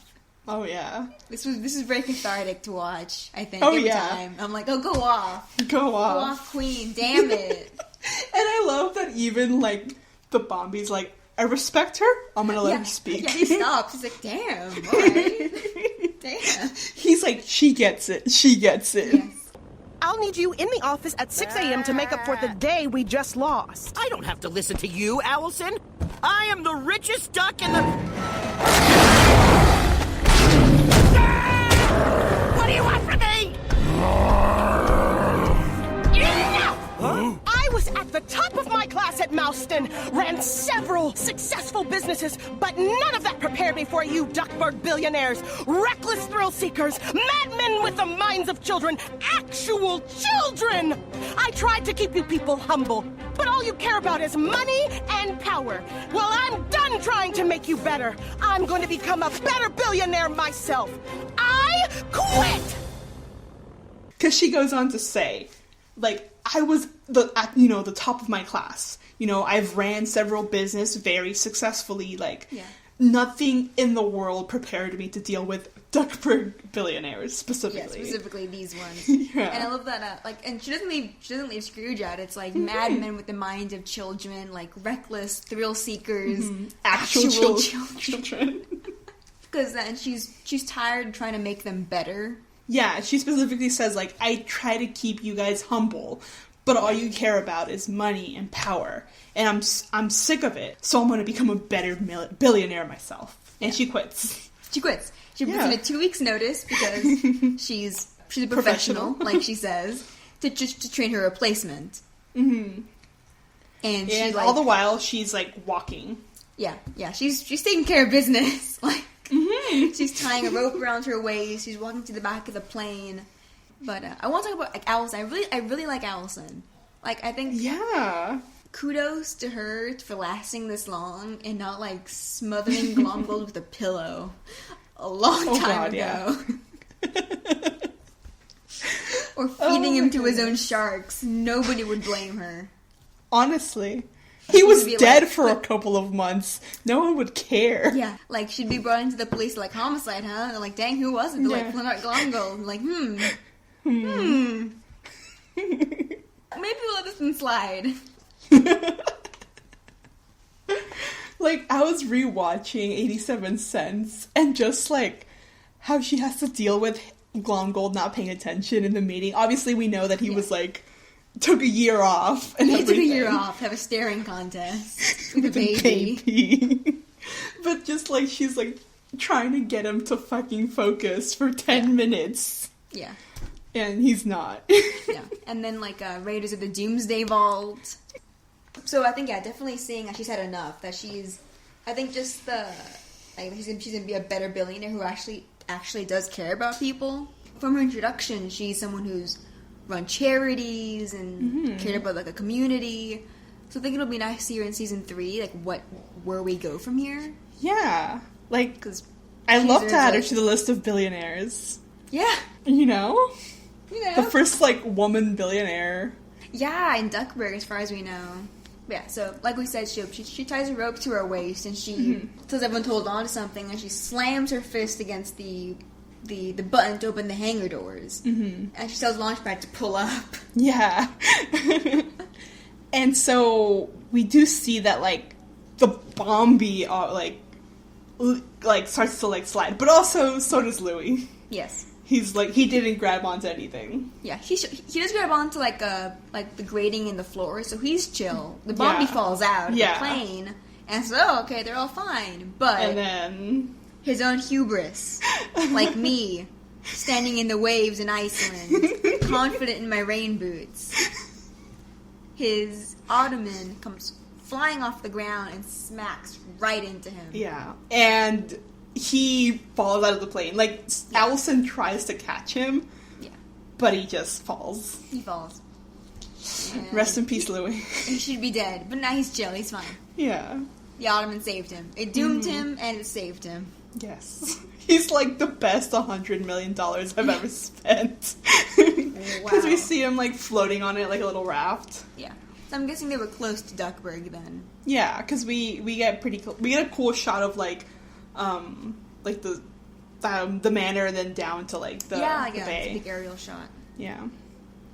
And we see, so he washes up on the shore on the beach in Duckburg, and the Bombi is right behind him. Mm-hmm. Because, like a lodestone, this thing is tied to him. So it'll find him wherever he goes now, because he released it. Mm-hmm.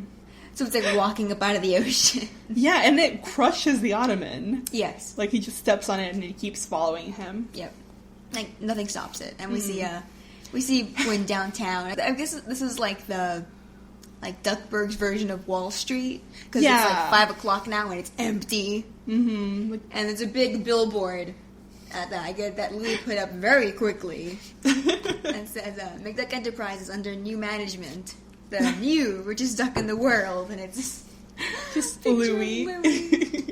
And so we see that Scrooge managed to get a customer. Yep, It's Gavin.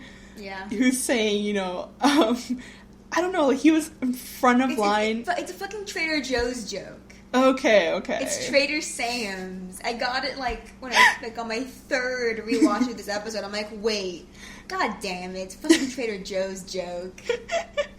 And he's talking about how he has to get like a clothes because he doesn't fit the dress code. Yeah. Where'd he even get shoes? He's Bigfoot. I don't know. The big and tall. After waiting a whole minute and a half, he realized that Trader Sam's had a dress code. Mm-hmm. And he's like in a whole suit. Yeah. And then, God. So Scrooge finishes. You know, like he can see, it's so shiny, he can see himself. And he's like, you know, that'll be 10 cents. Scrooge, you're undercharging. Yeah. Scrooge, holy shit. And Gavin is like, sorry, it looks like the guy stole this suit from, doesn't carry any cash, and he just leaves. He runs. Is there just like a naked guy lying in an alley? Yeah. Right? There is. And he tries to chase after him, but Scrooge can't. He trips over his own, like, stuff. So there I was at the front of the line, but after waiting a whole minute and a half, I found out that Trader Sam's has a dress code, so now I have to find some threads. That'll be 10 cents, good sir. Oh, sorry. Looks like the guy I stole this suit from doesn't carry cash. Okay, Gavin, out! Hey, get back here! Oh. Building a fortune is a lot harder than I remember. And he comments that, like, earning a fortune is a lot harder than he remembers. Oh, is it Scrooge? Oh, is it? Huh, Scrooge? Is it? Is it difficult? Is it difficult, Scrooge? Is it? This dude's gonna mock him. So he's having a rough go of it. Yeah. He's just an old man in the street picking up his stuff. Yes. So he's picking up, like, the rags, the dirty rags and stuff he was using. Mm-hmm. And Louie's running down the same street. Mm-hmm. And he sees, you know, Uncle Scrooge, and he's, like, asking, you know, he's screaming he's to calling help for him. help. Yeah, and Scrooge like, turns, and he's like, what, Louie? And then sees the fucking Bombi, like, right behind him. A truck stopped right in front of the Bombi, a pep truck. And the driver bolts. Mm-hmm. This zombie Hulk standing in front of him. And the Bombi picks up this truck and chucks it. Yeah. And it crashes right behind Scrooge. Mm-hmm. And it's pretty intense because he basically catches up to Louie at this point. Yeah. And but right before he can grab him, Scrooge, it's cool. Like this whole scene is very intense.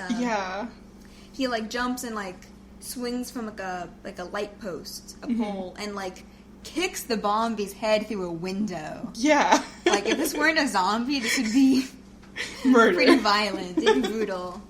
And so he grabs Louie, and they hide behind this like hot dog stand. Yeah. And that's when Louie finally asked him, like, what the fuck is that thing? What is that thing? The Bombi. That explains nothing! The Bombi is a curse upon whoever is the richest duck in the world. Feels like something you should have told me this morning! I didn't think you'd shut down his magical prison on your first day! The whole time, and the Bombi's looking for them. Yeah. They have to be consistently hiding somewhere new. Mm-hmm. And Louie's like, I feel like you should have told me about this curse earlier. At this point, the Bombi does lift the hot dog cart from them. And so they're starting to run, and the Bombi throws it, like, in front of them, so then it, like, bursts into flame and traps and it them. blocks their way, Yeah. And Scrooge is like, well, I didn't think you'd destroy his, like, magical prison in your first day of being the richest duck in the world, you know? Yeah. And he's explaining more what the Bombi is, and he gives them, like, the poem, basically, that explains the curse. Yeah, because they're hiding in some bushes, and Louie's like, what do we do? Like, how do we stop him? And then, like, Scrooge is like, you basically can't. You can't stop him. In the rhyme, it's like, your life will be fraught until you've earned the one thing you have not. Mm-hmm. And Louie's like, well, I'm the richest. I have everything. Mm-hmm. And Scrooge is like, I know, I tried everything. Nothing works. He was barely able to contain the Bombi on Falcon Island. the Bombi, like, kind of, like, knows that they're in the bushes, so he looks for them in the bushes, and at this point they're in, like, a car. Yeah. They're hiding in a car. And it's very, like, Jurassic Park. Yeah, this is Jurassic World-y. Yeah. Jurassic Park vibes. Because it's, like, all glass ceiling of the car, of this car. Yeah. And they're hiding in there, and Louie's like, well, if you can't beat the Bombi, how am I supposed to? Mm-hmm. And so Scrooge is like, well, just give the curse back. Give the money back, so I can. So it's my problem again. So it's not trying to kill you. Yeah, but Louie's like a little bit like concerned, like like that's not gonna solve the problem. He'll just come after you then. Yeah. And Scrooge being like kind of like arrogant, he's like I'll figure it out. I'm Scrooge McDuck, and the Bombi does not like that. Nothing hears them, or it's upset about that in particular, and he picks up the car. And the door opens, so Louie's able to fall out, but Scrooge is still inside, and so the Bombi chucks the car with Scrooge still inside. And for a while, rough. it's just Louie running. Yes. Around. Yeah, because the Bombi's cornering him, basically. He says he tries to get up to Bradford. I but saw it's that closed. in the quotes. Yeah, it said. So is that like? Yeah. Because I know that the board of directors has an office in downtown. It's probably their office. Probably, I guess. Yeah. Yeah, because it's closed till 2 and the current time is 1:59. Yeah. And Louie's like, damn it. Yeah. And so he tries to run out like the only opening left because the Bombi's blocked off most of the other exits. Mm-hmm. When he kind of Hulk slams on the ground and it creates like an earthquake. And the sign, the new, completely drops. And it's actually like cool because like the Louie in the sign kind of breaks so that the finger of the sign is pointing directly at Louie. Yeah, so Richest Duck in the world. There he is. Mm-hmm. And the Bombi's backing Louie up against the billboard. Yeah. Like, poised to crush him. Yeah. And you can see like an aerial shot of he's totally surrounded. Like there's no way out. And this is when he finally admits that he can't do this. That he shouldn't be the richest duck in the world. Mm-hmm. And the Bombi stops. Yeah. Please stop! I can't do this. I shouldn't even be the richest duck in the world. I really like this moment, like a lot for Louie specifically. Yeah. The Bombi stops and listens because Louie's like, Allison was right. That's the one thing that the richest duck in the world needs to learn. It's humility. Being able to admit that you can't do everything just because you're the richest duck in the world. Just because you have the money, the power, the connections, doesn't mean you can do everything. Yeah. And that's something we've seen a lot with Scrooge. That's something he's never quite learned. Progressively, in the snapshots we've gotten of Scrooge, we've seen his own arrogance really grow. It was the worst we've seen in the Ballad of Duke Baloney. Oh, yeah.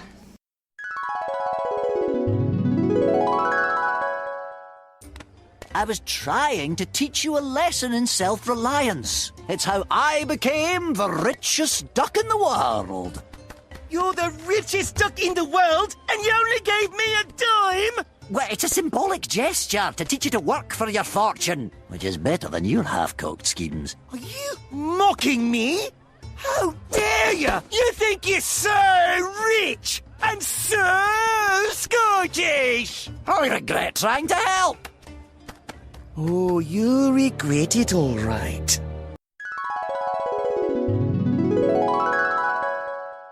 So in 1960, when he signs the deal with Mr. Z, that's when he becomes the richest duck in the world.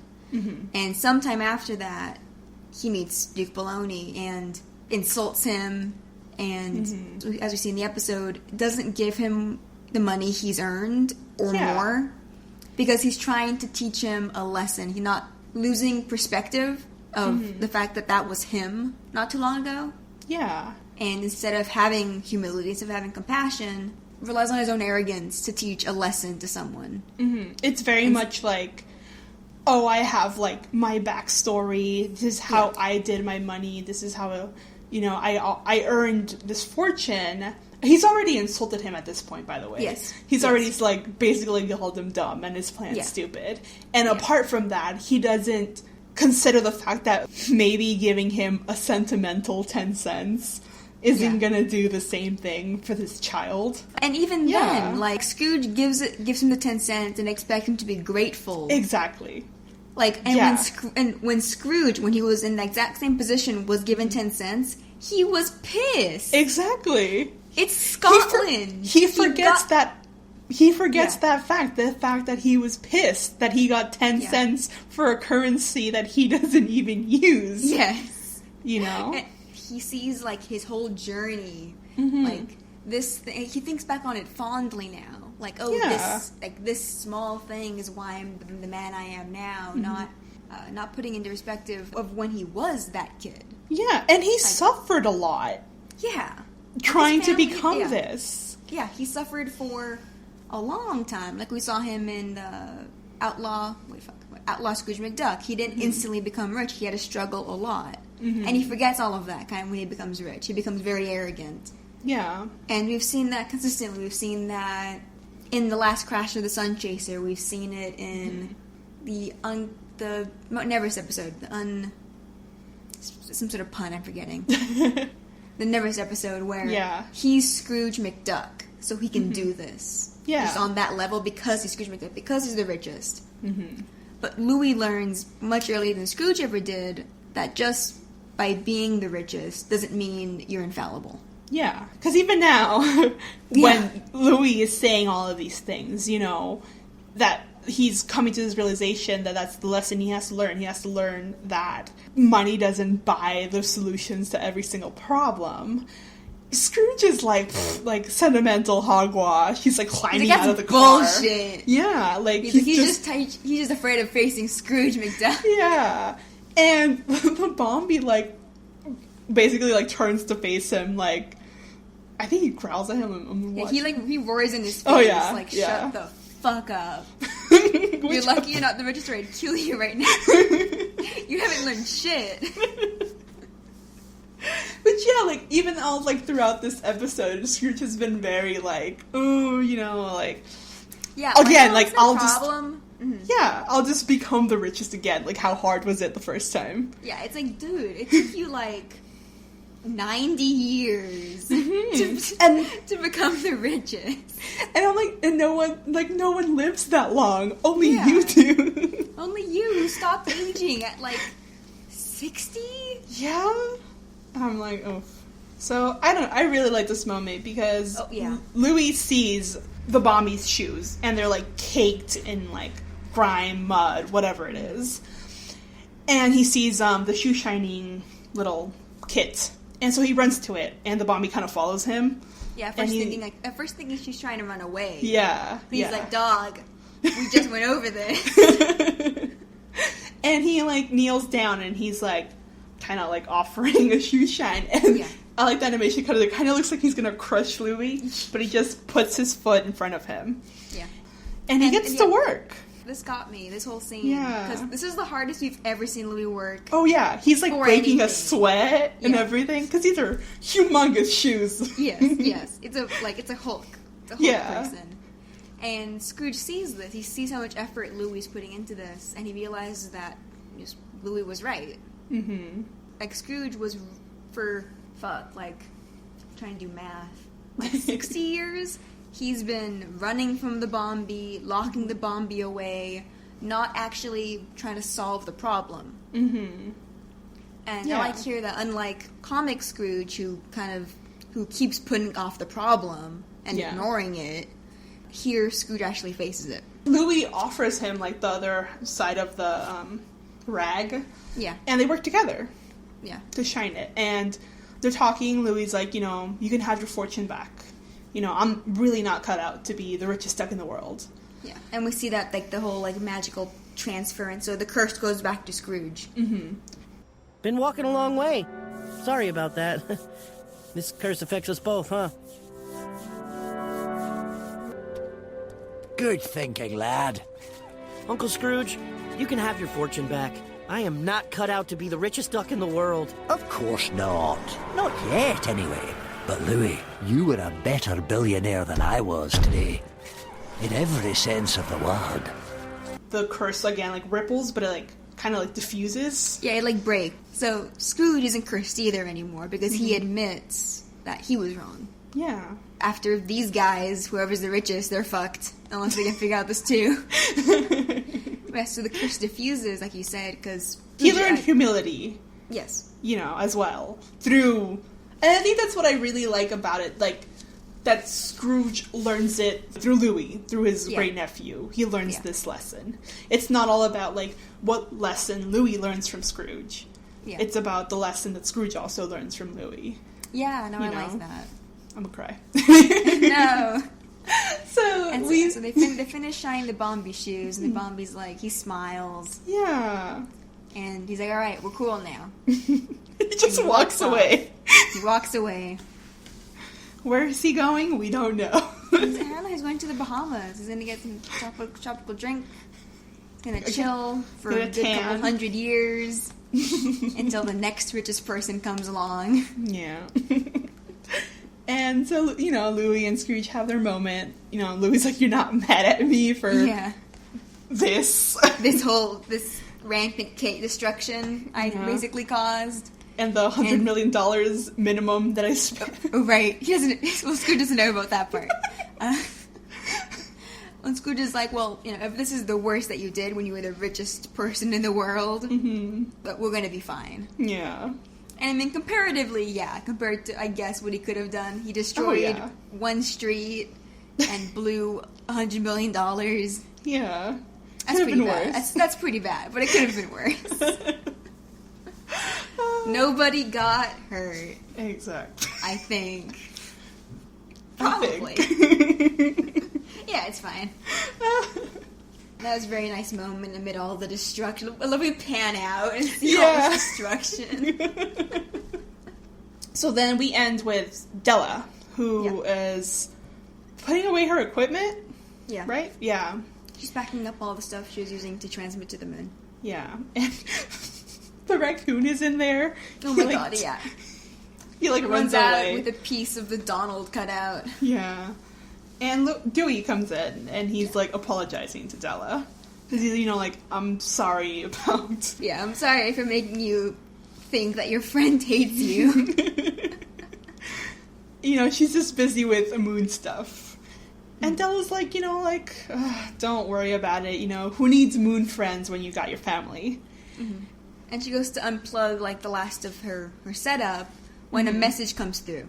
Yeah, Penumbra. And it's Penumbra, just this is Lieutenant Penumbra for her friend, Della Duck. And I love Della. She's like, I knew it. I knew she was my friend. Take that, family. We see Penumbra very quickly she's serious. That she's like, all your defense satellites suddenly went down for some reason. Mm-hmm. And Lunaris is coming to invade Earth. He's like, yeah. To Della, she's like, he's coming for your family. Yeah. And that's how it ends. So it ends. So only Della and Dewey hear this message. Yeah. Hey, Mom, I'm sorry about all that back there. I'm sure Penumbra is just caught up with moon stuff. Don't sweat it, kid. Who needs moon friends when you've got your family? This is Lieutenant Penumbra for her friend, Della Duck. Ha! I knew she was my friend! Take that, family! All of your defense satellites just went down for some reason. Lunaris is bringing an army to destroy Earth! Della, he's coming for your family.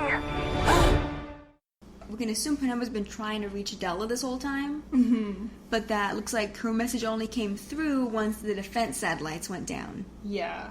So the Scrooge McDuck satellites. Mm-hmm. So, suspicion. What else could, the signals have been blocking? Mm-hmm. Maybe Della's transmissions from the moon? We'll get into that next episode. Or next episode. Next season. Next season. Ba-ba-dow. Yeah. But, so that was... Richest Duck in the World. I was like, what's the title? And I didn't mention that the title of this episode, beyond, being what Scrooge is the title of Chapter 12 of Life and Times, the final chapter of that compendium. And I've talked about Life and Times before. I really do enjoy the comic. Mm-hmm. Though the often glaring problems with its depictions of characters who aren't white is hard to ignore. Because it's pervasive throughout. Yikes. So just really being aware of that. Mm-hmm. And now I believe we have some questions. Should we do Twitter or Tumblr first? We can do Twitter. All right. At TurtleDuckDog1 just said Della's PTSD. I mean, wow. I feel like that moment's like kind of dark for a child's show. I mean, do you have any thoughts? I mean, I know that that moon invasion gets a little bit more into it, but I like that the show doesn't ignore the fact that she was stranded alone on the moon. Yeah. Stranded for 10 years, and so she's dealing with the effects of that. Mm-hmm. So there are like physical effects, like she has a prosthetic leg now, and I think see more in Moon Invasion that she's not 100%. Next question is from Errant Harpy. Considering that the original Bombi was, to put it mildly, extremely fucking racist, thank you, how do you guys feel about Bombi's new portrayal? He's pretty divorced from the original story. Do you think he should have even been called Bombi? I mean, I appreciated that it's very much divorced from the original. Yes. Yeah. I mean, the show tends to divorce things from the original that were bad. Yeah. Like Beakley being kind of lame. And then you're talking about Dijon. Oh, right. Yeah, something a little more relevant. Dijon, for sure, being Jin now. And things like, I know, like the genie we're going to see soon. Mm-hmm. Jean the genie no longer being that weird little man. I mean, I don't know, like, the name didn't really bother me. I guess when I heard the name and I recognized it, I was like, oh, okay. And I feel like I appreciate that they're like, we're going to take this and we're going to completely make it our own. But I agree. No, and I think it still works, even if it's not. And I mean, thankfully, it's not the Bombi chasing Scrooge to atone for his mistakes. His mistakes being burning a village to the ground for greed. Mm-hmm.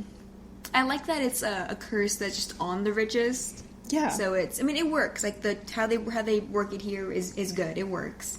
Mm-hmm. So it's a curse on Scrooge now, but it was a curse on just whoever was richest before. So it's not a lesson that's specific to Scrooge, but it's a lesson that, I mean, for rich people to learn. That rich people in general. So I love that it's a curse on the richest person. So like it's like, bitch, you better be a good person or this thing is going to kill you. Exactly. You know, that's what I like. Yeah, so that's fun. Mm-hmm. And so I think it does work, and that, I mean, in order to make Scrooge not, like, an actual villain, that origin couldn't stay for, like, a kid's story or show nowadays. It completely, like, tone shift, you know? Yeah. It's, like, steeped in a lot of racism and a lot of really assholeness. Yeah. In that it wouldn't even make Scrooge, like, a hero anymore. At least not on a kid's show like this. Like, that's something more for, like, a more complex adult show. Yeah, your edgy DuckTales. Edgy DuckTales. Edgy DuckTales. And that's not it, so this isn't it, obviously, so. Yeah. It works. Mm-hmm. And from Sophie 8 Cats at Story Cats, this episode seems to establish that the terms richest duck in the world and richest person in the world are interchangeable. But not all people are ducks. I doubt the show will ever provide a clarification on this, but I'm curious on what thoughts you have on duckverse speciesism. I think just Scrooge is I'm the richest duck because he is. Yeah. But he's also the richest person. Mm-hmm. So I think it's just a preference. I think so. You can say I'm the richest person, like Mr. Z did, or you can say I'm the richest parrot or chicken or duck or whatever you want. Yeah. That's because for a while we were also debating, like, is he just, like, the richest person, or is he the richest duck? Yeah, it's so like, no, he's the richest person, he just prefers richest duck. Richest duck. It sounds better. It sounds cool. Yeah. So I think, like, speciesism is not the same as race. in this, Mm-hmm. in the Duckverse. Mhm. Like, yeah, so... Because people still have different races. So they're all, obviously, all person. And so whether or not they're a pig or, like, a duck, it doesn't matter. It's, like, actually, there are, obviously, there's countries, and... We're not relegating a specific species to one people. That's... No, yeah. That's, like, weird territory. Yeah, it's weird. Yeah. Yeah. And then from... At, Violet... Oh, I can't pronounce things. Let me see. Violet Ganaki 42. Hope I'm saying that right. How about Louie's character development? Him learning humility and doing hard-earned work through Jesus Christ, I can't talk. Shoe shining. Try this again. How about Louie's character development? Him learning humility and doing hard-earned work through shoe shining the Bombi shoes to break the curse, etc. I mean, I already kind of talked about this, but I really like it. Like, I like this kind of, like, arc that he went through. Yeah. You know, because he's very much, like, the child mentality, or even, like, adults have this mentality of, like, once I, like, make it big and I have this much money, all my problems are going to be solved. Like, it's going to be, life is going to be really easy from then on. Yeah. And it's not. It's, like, money and power have, like, a complex relationship, you know? Yeah. And he learns a little bit, you know, he's still a kid. But he learns that money isn't everything. I mean, ever since the Most Dangerous Game Night, where he learns that he can kind of use this skill to outlaw Scrooge McDuck, where Scrooge is trying to teach him about hard work, about earning your success. Yeah. And then from even Storkules and Duckburg, where he used Storkules and then wasted all the money and didn't think through his plans. Mm-hmm.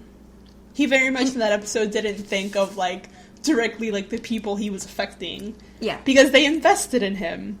Yes. And he didn't have the money. No. You know. And I like that, like, we kind of got a taste of, like, Scrooge isn't gonna be, like, his adult for the season, you know? Because all the kids get, like, an adult, kind of. Yes. And there was kind of like, oh, will it be Goldie? Will it be just, like, someone else? And in the end, it's still Scrooge, you know? It's Scrooge. You know, and Scrooge lets him commit mistakes. Mm-hmm. He lets him kind of go off and try to find other people that work better, you know? He lets Louie see all the angles, and then he lets him come back to him. And Scrooge, again, he also learns your lesson in the end. Yeah, it's the thing. So it's not just... So even though Scrooge is, I think, the best... I don't know if role model, but the best person for him to learn from in this case, it's Scrooge learns from him, too, in the end. Mm-hmm. Which I think is really nice. Yeah. I believe... Do we have Tumblr questions? We do. Yeah. Anonymous. Do you want to give him... The Bombi.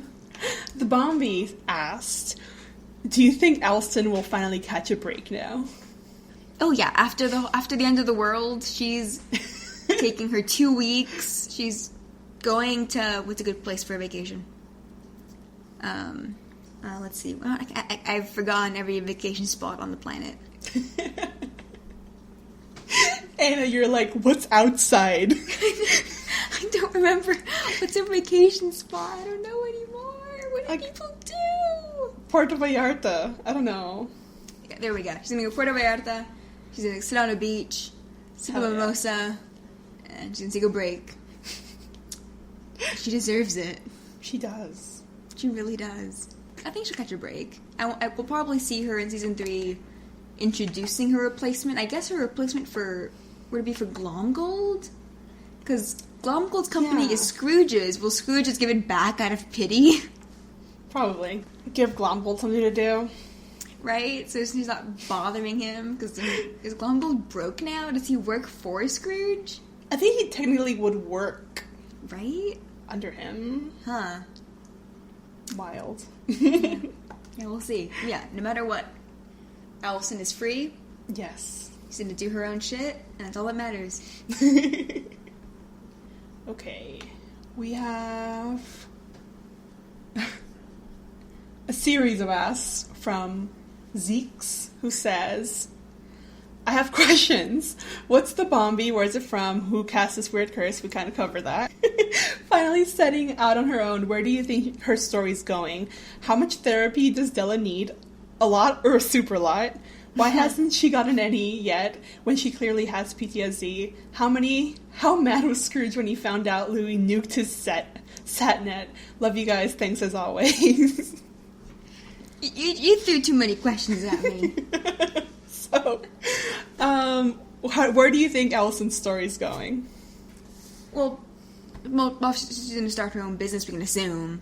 And do some cool shit. I don't know. I'm very excited. I'm excited too. I think, like a new billionaire, like introducing, like, I guess like a new contender for Scrooge, for the existing kind of Duckburg billionaire. I think it's a nice change. And I like that, like, she won't be, like, a billionaire. She'll be a billionaire rival, but she won't be a villain. No. I hope. I assume not. Yeah, she'll be opening charities and forcing Scrooge to participate in them. Della, PTSD, thoughts? She needs a lot of therapy. She does, though. Yeah, I'm not sure to what extent the show will get into it. How mad do you think Scrooge was when he found out Louie nuked his satnet? Oh, that's right. I mean, I'd still be really pissed about, like, the Ottoman. Oh, yeah, also, the 100 million. Unfathomable. I'd be like, Louie, give me back your stupid shorts. They're full of emeralds. That's right. Okay, another anonymous. Who else was in this episode? Randy. Randy asked, what did you think of... Actually, it really matches. What did you think of the resolution to the Ottoman Empire subplot? I thought it seemed to be building up to something. I was a big fan of the theory that one of them would become Steelbeak. So to me, it seemed anticlimactic, but maybe I missed something. And it was, I think, it was a popular fan theory that even I believed for a bit. Yeah. That one of them was going to be Steelbeak. But, I mean, it was like a fun gag. They're just like a fun TV gang. Personality, Yeah, and seeing the guy dying inside the Ottoman will remain the funniest thing on the planet. I'm just thinking about it. Especially, like, the distressed, like... No, like reindeer, whoever it was, sobbing as they're dragged in. It's so good. Wait, what was that happening behind? It was Outlaw Scrooge McDuck. So Scrooge is trying to tell his story when Louie turns on the TV to watch this man die. Okay. So just a fun bit. It is really funny. This anonymous says, who we're not going to name because you'll get the joke. In an alternate universe where Glomgold became the richest duck in the world, how well do you think oh my god, it's really late, you guys. How well do you guys think Glomgold would handle the Bombi? Sincerely, where in the world is Benzino Gasolini? Thank you so much. You get me. Question asker, you get me. Glomgold would have died immediately. Oh, yeah. He would have, like, head first been like, I can defeat you, Bombi. Yeah, eyes closed, head first, can't lose. And then he would be stepped on, and that would be the end of Glomgold. But we know Glomgold is, like, an immovable force. Yeah. Yes. So he is the... What is it? He is the unstoppable object, and the Bombi's the immovable force. Yes. So, actually, yeah, I think that either... So, the only options are either he would die immediately, or he is the one thing the Bombi cannot kill. Right? They're just, like, locked into this battle for ages. Yeah. They're like, where's Glomgold? Oh, he's still fighting the Bombi. He's still fighting the Bombi. God. Yeah. Okay. So we have, like a comment from Tangle Lover, who says, the first episode of the series Game Night ended with Scrooge saying that Louie might become a bigger billionaire than him one day, and the prophecy came true. That's their favorite part. Yeah, that's a good part. Shibi12, I hope I'm pronouncing that correctly, says, hi, I love the podcast. I've been listening for almost a year now, and every time I listen, it makes me laugh. I love the passion and joy you two have for DuckTales and the Disney Ducks in general. So here's the question. What do you think of Louie and Scrooge learning humility or humbleness? I think it's great character growth for both of them, and a nice conclusion for Louie's arc, and a huge deal for Scrooge, since he's always been portrayed as greedy and stingy. I think will bring his character to a better place for future seasons to come. Okay, sorry for the long post. Saludos desde Mexico. Hey! Saludos! No, yeah, thanks so much. It's really nice. People have been listening to us for years, and I don't know what to say about that. That boggles my mind that we've also been doing this for years. Yeah. But, Jesus. But yeah, I mean, you basically summed it all up. Like, seeing Louie, obviously learning a lesson, learning that money isn't everything, and and then Scrooge learning that lesson from Louie, that just because he has money doesn't mean he's infallible. Like we said, that it's not a justification for his arrogance. Yeah. Okay. We have a question and then a kind of a fun comment. I'll read the question first. Okay. Sophavians moved says, which other DuckTales character, non-villain, do you think would make the worst use of suddenly being gifted Scrooge McDuck's fortune? So not a villain. Yeah, so not Glomgold. Not Glomgold. And we talk about how he would die probably. Let me see. Oof. Gyro. Oh yeah, Gyro. It's Gyro. It's Gyro. And I feel like maybe not the worst, but I feel like Donald would do some questionable things. Like we saw how he acted. Donald would invest it all in Bitcoin. And then lose it all. That's just his luck. Because I was rewatching, oh my god, I'll never remember the Caballeros' episode, the actual name. The town where everyone was nice. The town where everyone was nice. I was rewatching it, just how quickly having access to Scrooge's wallet gets to him. He steals it. He yanks it right out of his hands. That's great. I just love the, because Huey's like, what are you going to do once, you're in this tour and you don't have money? He's like, what does it matter? Scrooge is rich. Yeah. You're going to keep robbing him? So yeah, but Gyro would also... The world would end if Gyro create these had all that giant, money. mechs and just destroy them. Okay, so we have Anonymous. Johnny. Johnny, it's more of a long comment. So I'm going to do my best to sight read.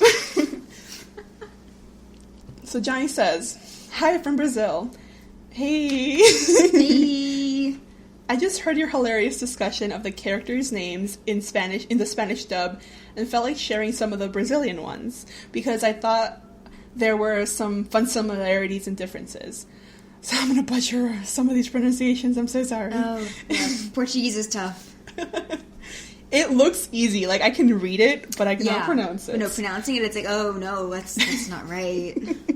Okay, so the boys are Huguino, Cecino, Luisino. The diminutives of Hugo, Luis, and Jose. So it's the same problem as in Spanish. There's D names. Yeah. There's D names. Johnny says, I'm with you guys. Diego would have been cute. Webby is Patricia, and Beakley is Senora Batilda, because I guess names beginning with the same letters as Pato is the closest we get to duck puns. I guess. Oh, except for poor Fenton. He's Patralao, a pun on Pato, and Trapalao, which means clumsy. That's cute. Yeah, they're not sure if it's the same in Spanish. I don't think so. I think it just says Fenton. As for the ones where they didn't give a damn, Scrooge is Patinhas McPato, and Launchpad is Capitao, Captain, Boing. So Capitao, Boing.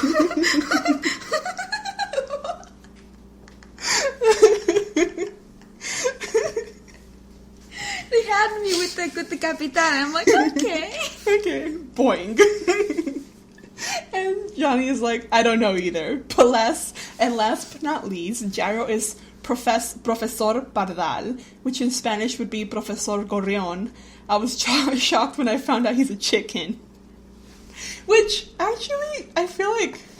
Let me look at a picture of a gorrión. That would be a sparrow. Oh, yeah, that's not what he is. Yeah, but he kind of has, like, that little, like, beak, so I would... Yeah, but it's not far off. He's, like, white. Chicken. What color is a sparrow? I'm looking up a sparrow now. Oh, but sparrows are, like, the little ones. They're tiny, yeah. Yeah, they're the little ones you see everywhere. They're cute. I never knew that was what a sparrow was. I know, me either. The more you learn. So, Johnny ends with, P.S. Duckburg is Patopolis, which I find funny. Duckopolis, yeah. Sorry for how long this was, and thank you for the great podcast. Oh, no, thank you. Thank you. This was fun. Butchered that. Now I'm forever cursed with Capitan Boing. So I'm just gonna think about that now. I like Patopolis. Yeah, that's fun. I like it more than Patolandia. Yeah. Because it just means like Duck Land. You know, like Duckopolis sounds more like Metropolis. Yeah. Like that's the Superman place, right? Mm-hmm. I should know this. Yeah. Yeah, Metropolis. Yeah. It's the Superman place. Probably. Oh, we do have another comment. Oh. So I think it's also from Shibi12, who says, listening to the new episode of the podcast and hearing them complain, or it's kind of like a post, but we were tagged on it, so we're reading it. Okay. So kind of like an addition to the Latin American translations. So apparently they call Launchpad McQuack just McQuack, not Joe. Oh, okay. So maybe it's a different one. Who knows? Right. And Della is just Della Duck, but Donald is El Pato Donald. Yeah, I knew that growing up. Feathery is just Feathery. And, we didn't mention Gyro's last name. Pepera Loca, which is... Yeah. In Castilian Spanish, they call Duckburg Pato Burgo, which is more directly actually Duckburg. Yeah. The moral of the story is that jokes and puns never translate well. They don't. They don't. They really don't. Yeah. And they thought that the name of our podcast was after a novela called Amores Verdaderos. Oh, that's what it is. I mentioned it at one point that some of the ducks in the novela that they show here look like Eduardo Yanez and Sebastián Rulli, which is the novela that Mama is watching. Yes. It's not, but actually we can claim that now. Yeah, we can. Sure. Totally. It's based on a novela. That's canon. That's canon now to our podcast. I actually watched that novela a lot growing up. Like, I liked it. But yeah, that's it. All right, that is all of our questions. Yes. Yeah. All right. We got lots of questions this episode. Dang. We did. Wow. Feels so special. All right, it is now after 1 a.m. because we are terrible at timing. Yes, and I have school tomorrow. Oh, you do have school. I'm sorry. All right, that is all for us today. Mm-hmm. You can find us on Twitter at Amores Patos. You can also find us on Tumblr, oh my god, at amorespatospodcast.tumblr.com. And you can send, if you don't have Tumblr or Twitter, you can send us questions at amorespatospodcast@gmail.com. You can also leave us a review. We'll try to find it and read it. Yes. We sometimes forget to check. I have not checked yet. I should do that. I will do that probably tomorrow. And thank Michael at Subbing Graffiti for our lovely cover art. And saludos amigos. Saludos amigos.